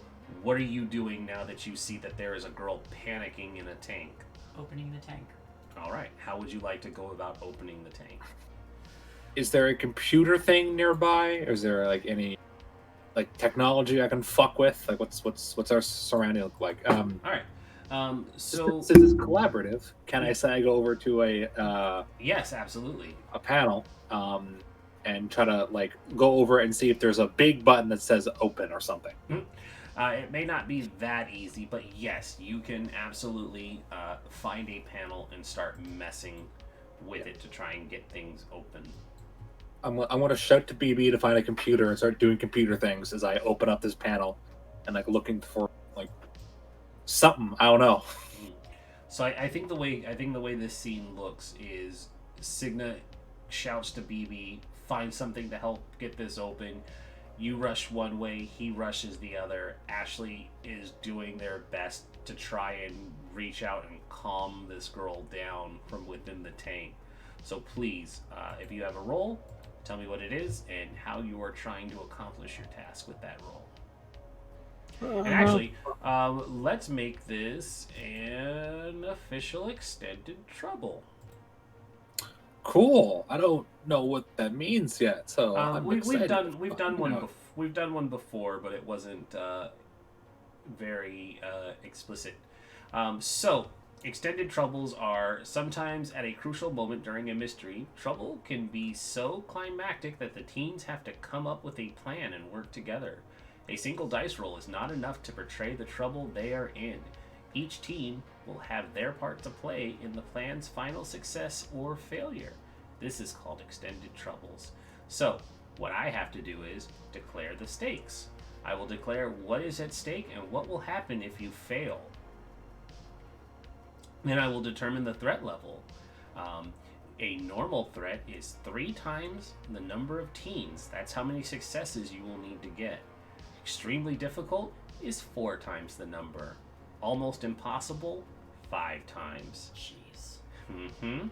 I will not let you use. I don't use special NPC abilities in extended troubles. They should be included in the threat level.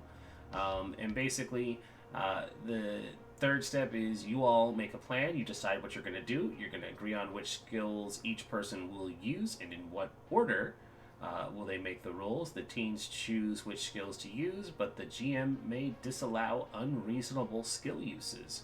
So shoving a spoon inside the electric socket probably will not work because you'll kill the person. Then we play out the scene. We determine the outcome from there. So first things first, I need to declare the stakes. You're in a top secret government facility. So deciding to start tampering with the machinery and busting this girl out, the stakes obviously will be, if this fails, you're going to set off security alarms. That's it. Right now, the stakes are going to be normal. Since there's 3 of you, you'll need to have 9 successes. Fuck, okay. I'll hold out the key card for one of them to use. Maybe give them some bonus dice. I do believe that would be fair. So, we need to have the 3 of you determine what your plan is going to be for this action. And remember that just like when we used it the first time, you each only get the 1 roll. So you need to decide what skill you're using and in what order to accomplish that. Ashley is putting up the key card as an item, and yes, if you have a reason to justify using your signature item, it also comes into play. Mine's a moped. I know. Mine's a computer with a modem. I also will provide devil's bargains if you want to trade some interesting outcomes for bonus die as well. Because devil's bargains are always great in narrative games. I will attempt to... Oh god, I don't even know. Fuck. I don't even know where I can start. 'Cause I don't know how any of this works. She's going to try to figure out... How's your... Just think about the skills you have. You have, you can try to work things mechanically. You can try to work things by, like, programming it. I can't the program I'm leaving up to BB. So I'm going to try to use Tinker to try to, like... try to figure out how to, like, try to open this up or drain it. Try to just, like, hard this fucking old school hack it by just, like, I don't know, doing something. You have a toolkit.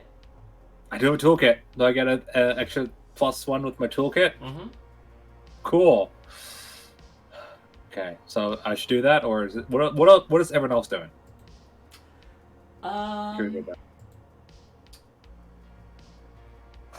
Let's see. I could.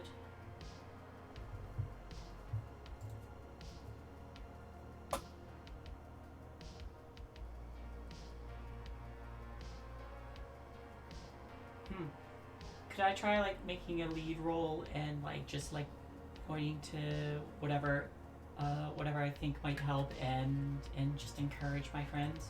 I will remind you that the lead roll only adds to a dice pool. It doesn't give you successes. So you would be putting on their shoulders that 2 people need to make 9 successes by not doing something that will push the success. I brought a crowbar. I did bring a crowbar. Well, I'm going to say your tools would count as that crowbar, so it would only work for yours. Well, I'm saying... That's your tool. I'm saying you could hit the glass with the crowbar. That is true. Yeah. There is a crowbar there. Would Would it be feasible for me to use charm to like try and keep them calm so that they don't like their panic doesn't Yes. set off Yeah, anything? actually, that's a great idea. Keeping the person inside of the tank calm would be a great way to not alert other scientists or security, because you see that they have vitals monitors on their body. Okay. So if they're not sending out the panic distress that like nurses would get in the hospital to whatever monitoring thing, that would be perfect. Cool. I will do charm then. Okay. So we got 2. BB, what are you going to be doing? I will be handling I guess, the computer or whatever's in charge of these locks to try and get that one open so we can get her out Okay. with program. Alrighty. How I feel like the order would probably go Ashley, BB, and then Signa. Works for me. And remember, you two can use the die pool. I cannot. Yes. There's only one left. She does have the one die in the extra pool, so if you're going to be using it, make sure you declare it. 2 successes. Alright. That's 4. Oh god. Oh god. There's like We need 9. You need 9. 6. Alright. So you're up to 6. So, Yep. would anyone like to push? I will push. Alright. How are you pushing? Push it real good. I'm probably like seeing this kind of thing. Just like probably really pisses me off. Stop being scared, damn it! No, I'm not doing. I'm not like freaking out, but I'm justifying getting upset. So your upset is translating into worry, not anger. Yes. Okay, sure. Please roll after you mark your upset. After. There's one more. All right, so you're at 6. We're still at Oh, we're at 6? 7. Oh, 7. Excuse me. 7. Oh, okay. So it's communal. Call me. Whatever. Yes. I will take upset as well. Actually, I'll take exhausted. That fits a little bit more thematically. I Did think. anybody use the extra die pool? Not yet. Not yet. There's only 1 left. Go ahead So and use I'm it. gonna. Yeah, that's why I was wondering why it wasn't used. I'm just gonna use it. Fuck. Okay. Use the extra die. Yeah. I'm gonna use the extra die. There you go. It's 8. We need 1 more. that's Oh my god. William, do Oh you my push? god. Oh god. Would you like a devil's bargain? I guess I've already got 2 conditions, so You have 2? Oh fuck, you have 2. All right, William. Why So, didn't you clear your thing? William, if you would like 2 extra dice, I think once you start hacking into the system, once you start hacking into the system, I think there will be a moment where you forget to clean up your trail, and so it'll become the sort of thing where Krafta notices what you did, and they'll start monitoring BB's movements from here on. for 2 extra dice. Yes. Okay. All right. Okay. I swear to God. Nope. No, you got to re-roll your whole thing. Yeah. Oh. Yeah, re-roll your whole thing and then add the 2 dice. And Well, he's already rolled those, but re-roll your other thing now that you yeah. push. And Oh, add it's- whatever dice to for whatever items you're using. Okay. So it comes up short. Can you push again? Can you push twice? Nope. Fuck. Actually, I think it's no. But pushing the Maybe roll. you should push. When you fail a roll, you may choose to immediately retry the task by mentally or physically pushing yourself to the limit of your abilities. This is called pushing the roll and can only be done once per roll. No, so no. Fuck. Did you add a +1 for the key card? Oh yeah, you never did. All right, roll one more die for me, BB. Come on. Okay. We are out of options, unfortunately, and that means that you have come up one short. I will offer one more Devil's Bargain to either Ashley or Cigna if one of you would like to hear it. I'd like to hear it. All right. I will offer 3 dice to you, Oh Ashley, boy. if 3 dice on the condition that you will be able to, regardless of the results, get this person out of the tank. The alarms will still go off, and you will have to leave the facility immediately, not completing your initial task.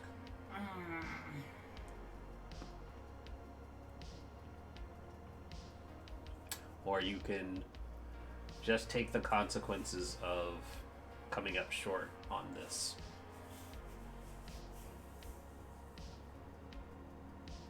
But the consequence of coming up short is that this... Is the alarms will go off. Yeah. It doesn't mean you've been caught, it just means the alarms have gone off.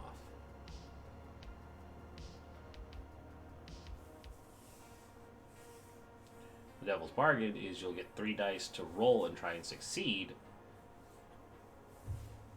but and it'll sorry, I guess I should rephrase this. So I would get Let me rephrase it. So, in order for this to be a Devil's Bargain, you have to be able to trade the dice for it to have a bad rider attached to it. So I am offering you 3 dice to try and roll again, and if it succeeds, it means you will need to leave the facility immediately, because while these alarms do not go off, it will become obvious that you have busted this person out, and you'll have to leave the facility immediately before the security catches you.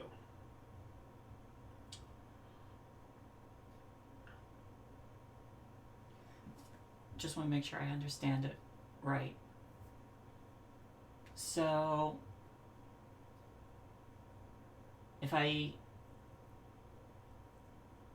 So I'm going to get the person out regardless, you said. You will get... No, I did not say that. I did not say that. You will get to roll 3 dice, and if you succeed, you will be able to get this person out, but you will need to leave the facility immediately.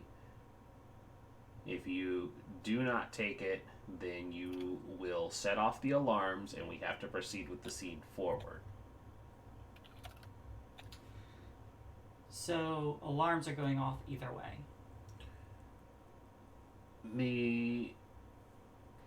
The alarms will eventually go off if you succeed. What I'm telling you is you're not going to have enough time to finish what you're doing.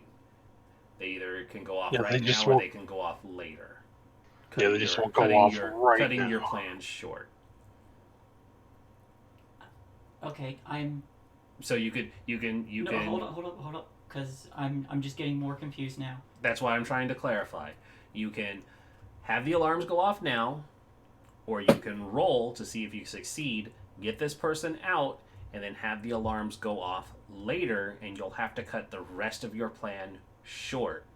The reason you are here will be cut short.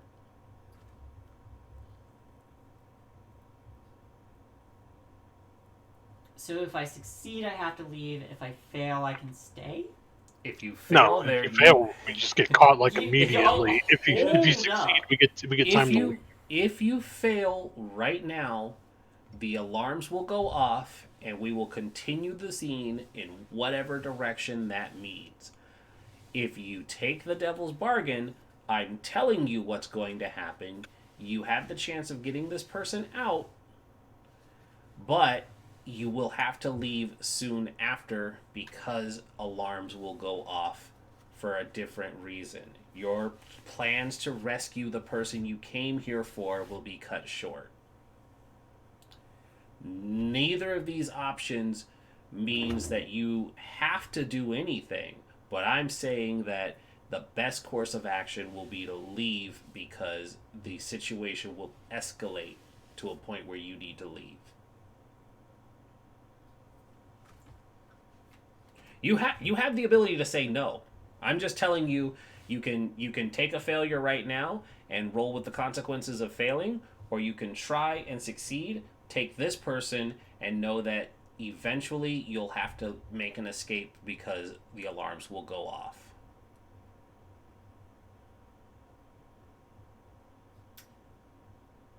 Devil's bargains are just that. You can say no. It doesn't have to make sense to you if it doesn't make sense. You can say no. Oh no, I'm just. Okay.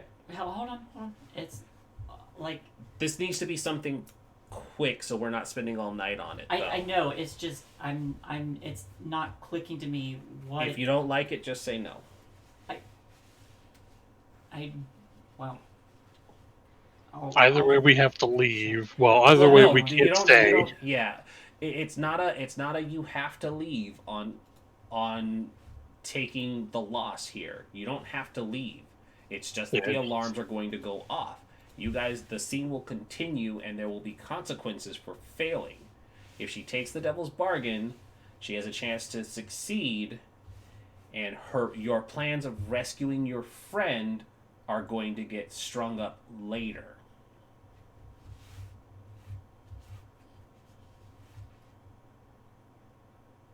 So it's a deal with the actions now or deal with the actions later?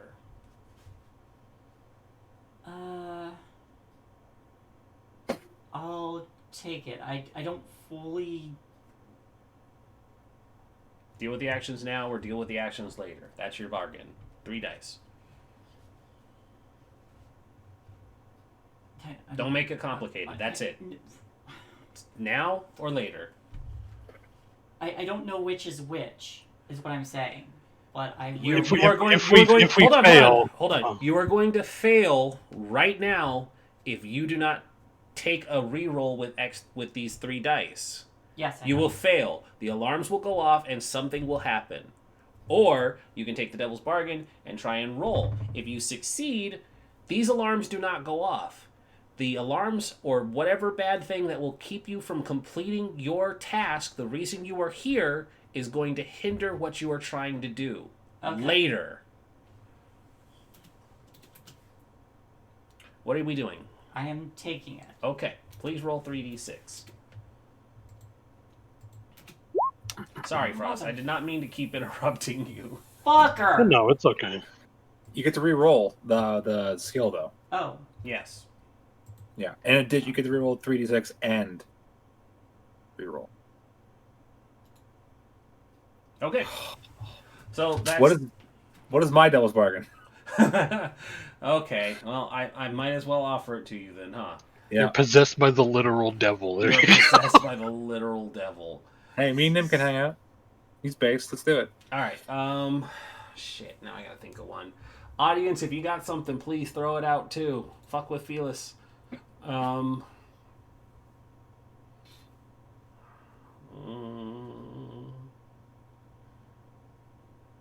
What are you working? You're working on the. I'm trying to like hardwire my way in and like turkey this thing. I could like leave a tool behind that has like a. No. Oh. I've got it. Oh no. You can. I'll give you 2 dice like I did BB, to re-roll. But the complication for yours is that since you're doing this on the mechanical side, there's going to be a complication with getting her out of the tank.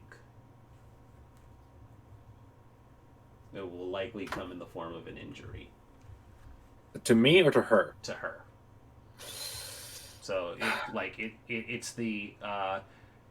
I think the way that this would look, if you don't mind me, like, taking the character's narrative, it would be you're realizing that things are getting desperate, and you just take the crowbar to the glass, and so the breaking the glass could, like, cut her leg or something as she's pulled out of it. You know, that sort of thing. I'll do it. Alright. So please, reroll 2 dice. I did, and then attack said that I was doing tech. Come on. Oh, come on! Guys, wow. Okay. So, so this all happens relatively at once. The 3 of you try doing everything you can, and you're getting close, but it doesn't work. And so, rolling off of that idea, Signa basically swears in Swedish, grabs the crowbar, and runs up and strikes the glass, and it puts in a deep crack that spiderwebs around it, and the girl looks panicked as the room starts to flash red, and you just hear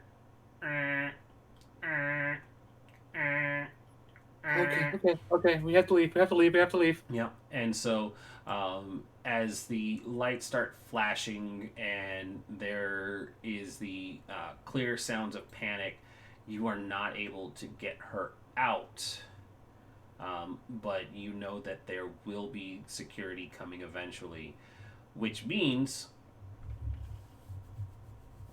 what do you all want to do now? This opportunity has come and gone. Back the way we came. Come on, let's go. Time to go.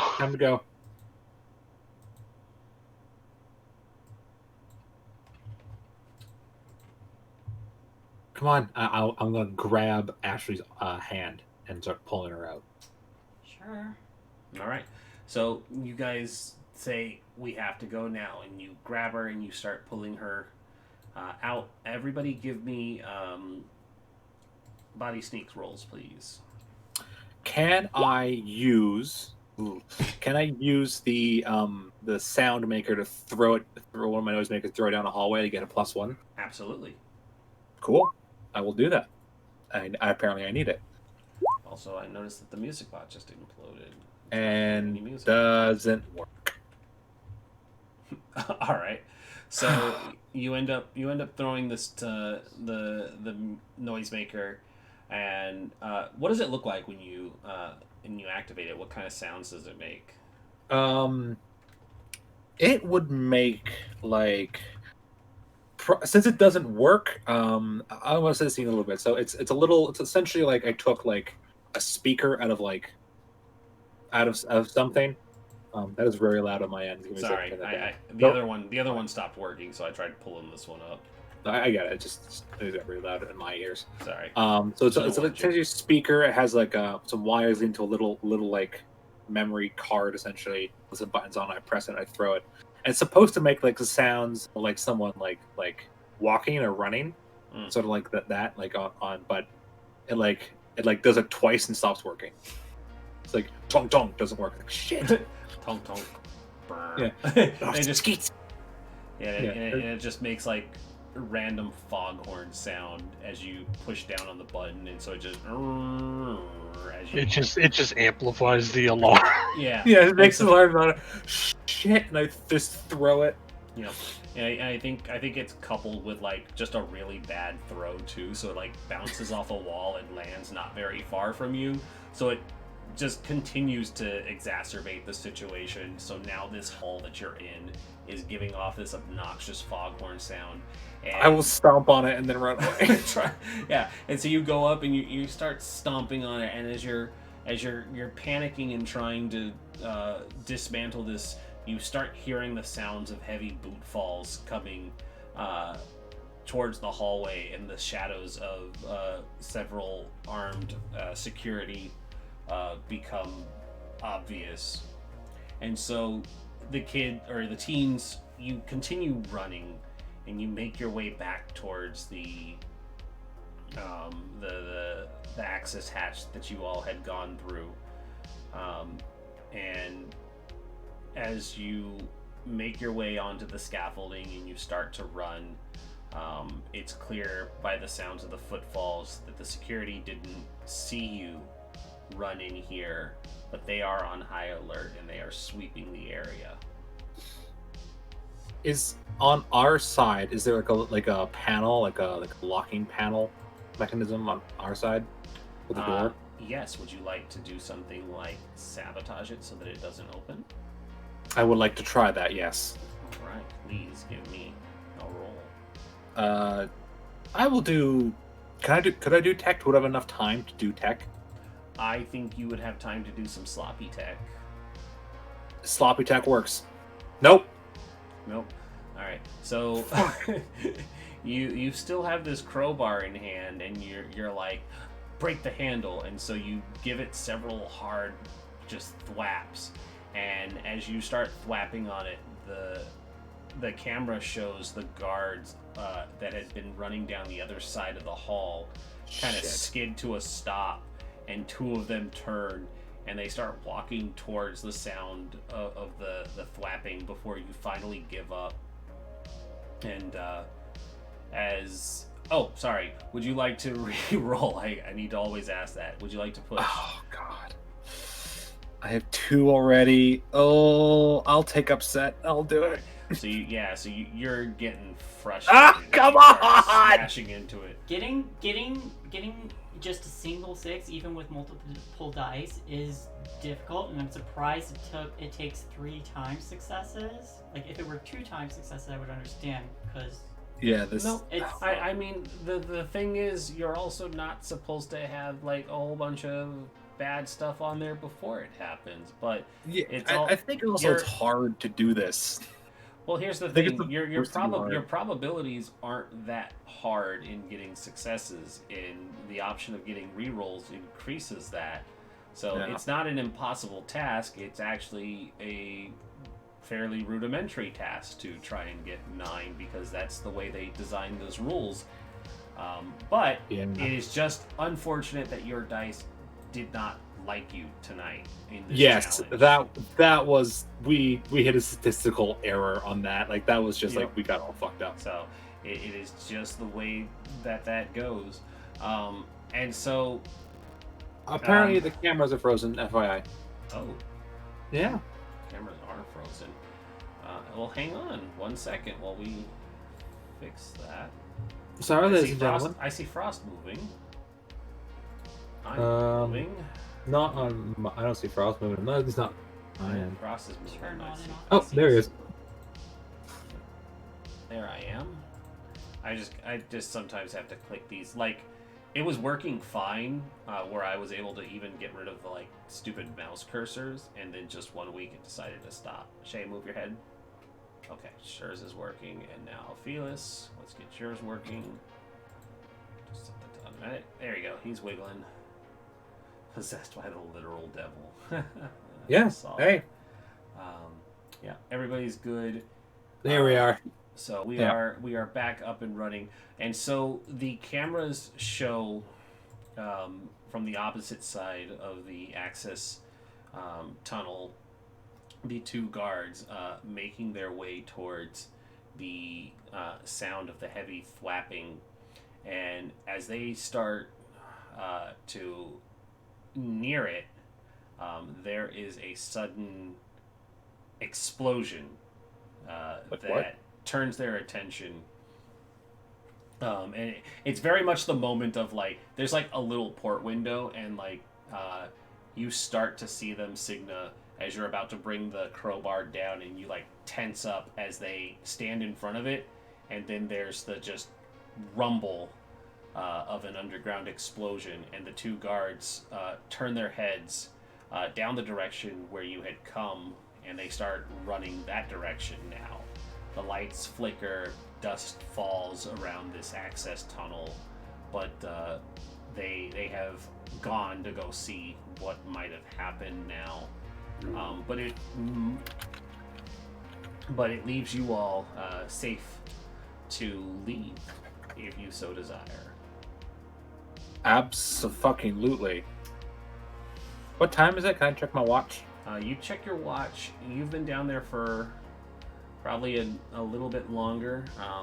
Make it seem realistic of exploring a abandoned facility.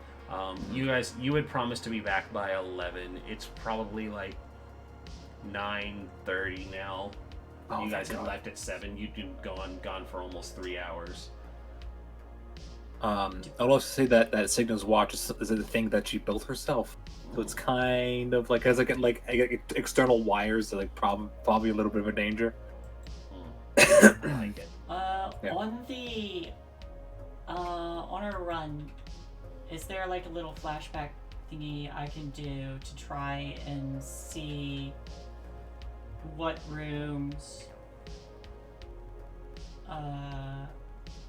what other rooms I might find Rindis in if when I choose to come back here?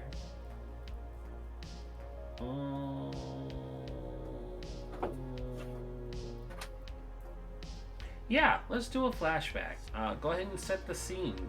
Where do you think, as you're flashing back on like a orientation tour of the old loop facility, of the signs that were mentioned, where do you think that you would have like taken a peek in and been like, oh, this might be somewhere? I think, like she has that flashback, and she's like, she's looking around, probably at a time where she has, because Rindis would have been interested in seeing this stuff too. Though her interest was a different field. And I think it's just kind of a flashback of the two of them, the two of them like in a group, like going through the halls, and Rinda's, pausing and looking at these whatever kind of laboratory where they have these like probably mutated creatures. I don't know, because she would be interested in that kind of thing. And so what you see, thinking back, as you are touring the facility, you see that this... would you expect anything else to happen when a bunch of kids sneak into a poisonous ex-government facility? Yeah, that's true. You flash back on this orientation, and your friend had slipped away from the group and had gone down one of the corridors that led to the a sign that said like Paleozoic hatchery, and she's standing around the like Jurassic Park scene of the little robot arm flipping over an empty dinosaur eggshell, and she's just face up against the glass looking as they are hatching this prehistoric dinosaur inside one of the labs. And then it cuts back, and the three of you are running at top speed. The sound of your sneakers are clanging on the metal grates, and it's wobbling uncontrollably. And just to really emphasize this danger, I need move bodies from all of you. Because you're not kids. You can die. Motherfucker. Yep. Can my boots be an item I can use in this? No. Okay. I am going to push with injured. Alright. How did I succeed out of everybody else? How did I get a -1 success? You rolled What? a negative dice. It's supposed to be a success. I don't know. That's a fluke because you rolled a 6. Because you have more conditions than dice now. Hold on. That's not right. You have no dice in force? No. Huh. I have no dice in force, because of course I don't. Oh, I use force. I Yeah. should have used move. Oh, you know I- what it is? You know what it is? Hold on. There's there's an error on those. You have to actually uptick it once and then raise it down because the grayed out 0 is basically null. I also clicked the wrong skill. So Yeah, but I'm I just taking I just injured and try noticed that, again. and it's something we need to fix. So if you have zeros in any of those, tick Yep. it up to 1 and then tick it back down. I already did it for Cigna, but BB and Ashley, if you have the grayed out zeros, tick it up and then tick it back down because it makes that a null. So you don't want that. So you don't Okay, get those up and negatives. down. Yep. Alright, All I'm right. gonna take Hold on. exhausted. Okay, yeah, it didn't affect your roll, so you can take exhausted. So please read. I rolled force instead of move. Like, move. Fuck. It's like since I did it fucked up twice, can I retry my move with the injured? Yeah, take the injured off and try again. Yeah, I did. All right, I'm dead. All right. No, hold on. So, Oh boy. You take a scar. yeah, you would take a scar. So what ends up happening here, and basically, this is a good time to go over what happens when you suffer conditions and take a scar. Let's see here. Where is it? The answer is here. Page 64. Yep. 64. It was telling me 70. 64. There we go. All right. Every time you become broken, you are physically or mentally scarred by the ordeal. Describe your scar with one sentence. It can be a description of the event itself, for example, shot by burglar. A description of the scar, such as big scar on right thigh after gunshot wound. A description of how it affects you, like bad limp on my right leg after having been shot. Or a description of how the event has changed you, such as I'm terrified of guns and can't stand sleeping alone. The scar will help you add depth to the team as it reminds you of life-changing events. So scars are important in this game as well. They're basically your life points. Once you accumulate a certain number of scars, your teen is quotation fingers dead, which means they either die, move away, get sent to a mental place. But you can collect a certain amount of scars before your teen is out, and it is the number is. Yeah, so every time you have two. Oh, it's if you have 2 scars, you need to roll 2 or more on your roll to make it. If you have 3 scars, you need to roll 3. So basically, whenever you receive these, after every scar you receive after the first one, you roll a d6. If the result is lower than the number of scars you have, your team is removed from play. So your first scar is free.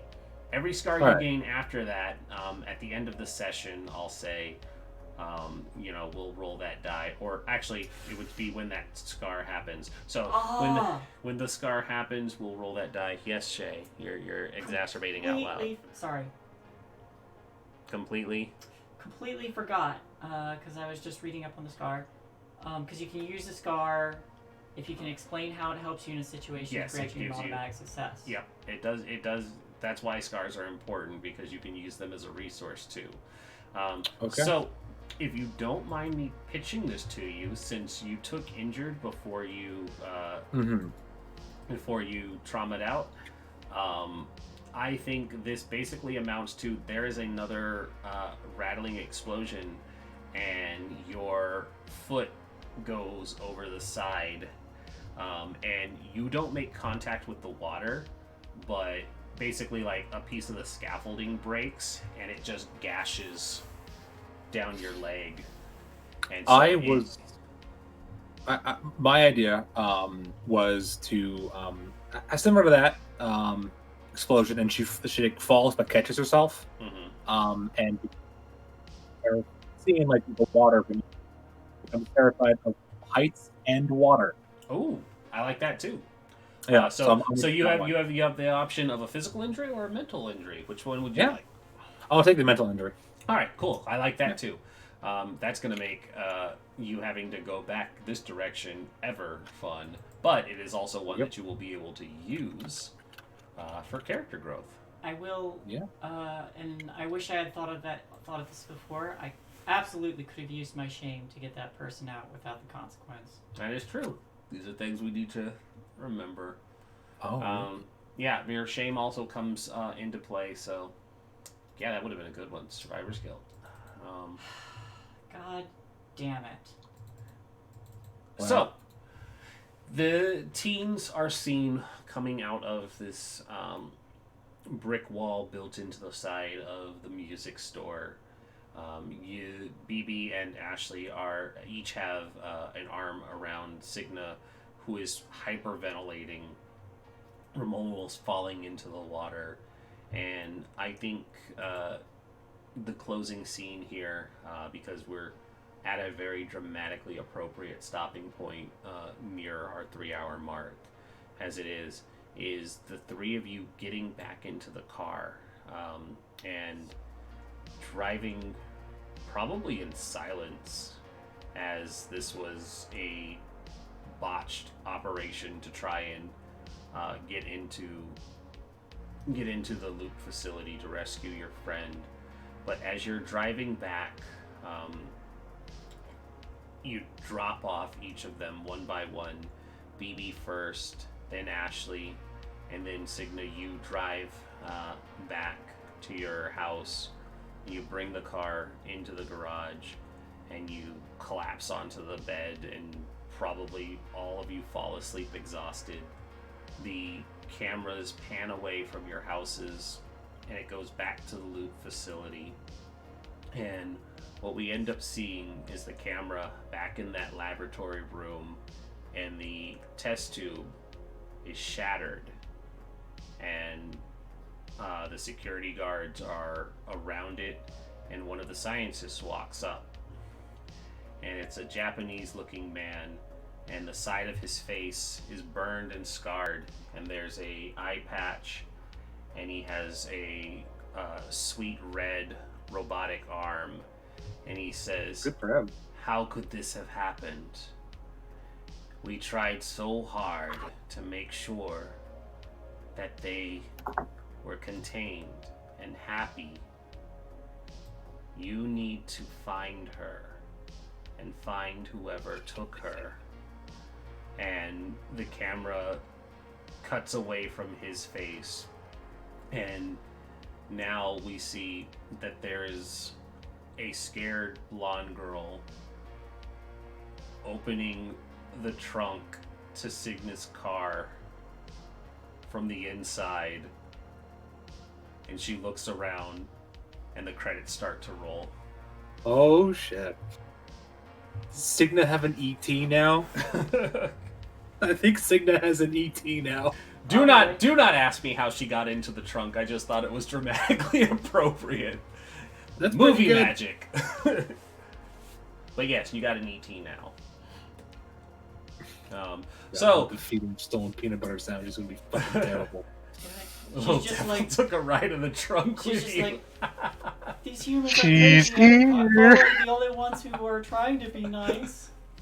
This definitely They're won't bad. bring trouble to our doorstep. This definitely won't bring any trouble. Okay, thank you everybody for watching. Thank you everybody who came What a through and hung out with us and chatted. Slime Basher, Baka Zombie, Tommy My Taco, boys. Tommy My Wizel, boys. Dreaded Yeti. I think I saw Dido in here at one point, or she just retweeted on Twitter, which is great as well. You all are fabulous. We love you. Thank you for stopping by. Thank you for talking. Yeah. I know Outro was in there briefly as well, so he's also fabulous. You should always check them out. And Gentleman Joe Garth. That's Frost. Oh. And it's Gentleman Joe Gaff. It's a League of Legends joke of the highest quality. I don't get it. I don't play League. Yeah, it's okay. There's a character Good. called Cho'Gath, and there's a skin called Gentleman Cho'Gath, and because Frost's name is Joe, he's Gentleman Joe Gath. Also, It's- thank goodness you don't play League. You'll never have hypertension due to the low salt volumes you'll have. Yeah, it's true. It destroys friendships, but also can be really fun, but it destroys friendship. Anyways, I am incredibly tired, and I have to go to work tomorrow, and that makes me angry. Oh. So, Sleep. we will be back tomorrow for some 5th edition, and I've been kicking that game down the road long enough. I plan to actually make it work, whether my body wants me to or not. So we will see you all next week. Also, check out Swindler's Den. They also play tomorrow, Yes, we do. coincidentally at the same time we do. Yeah. But Don't watch it. This channel's great when I'm on, but go watch the other one. yeah, watch better the if I'm like on. seriously, watch the other one. I like no joke. Even I'm lurking in there while I'm running my game. It's like, You are. I love that about you. I have a great computer that lets me lurk and support other people. I just do the multi-tab and mute, and I like periodically peek back into each one and listen and see how things are going, and it's like I can't commit the full watch, but I'm at least there supporting people because I love you guys. I appreciate that. We appreciate that. Yeah, so anybody wants some pro tips on helping people out, you just mute the tab on Firefox, and you can have as many of those open as your computer can handle. It's easy. But thank you. Have a great night. Don't tell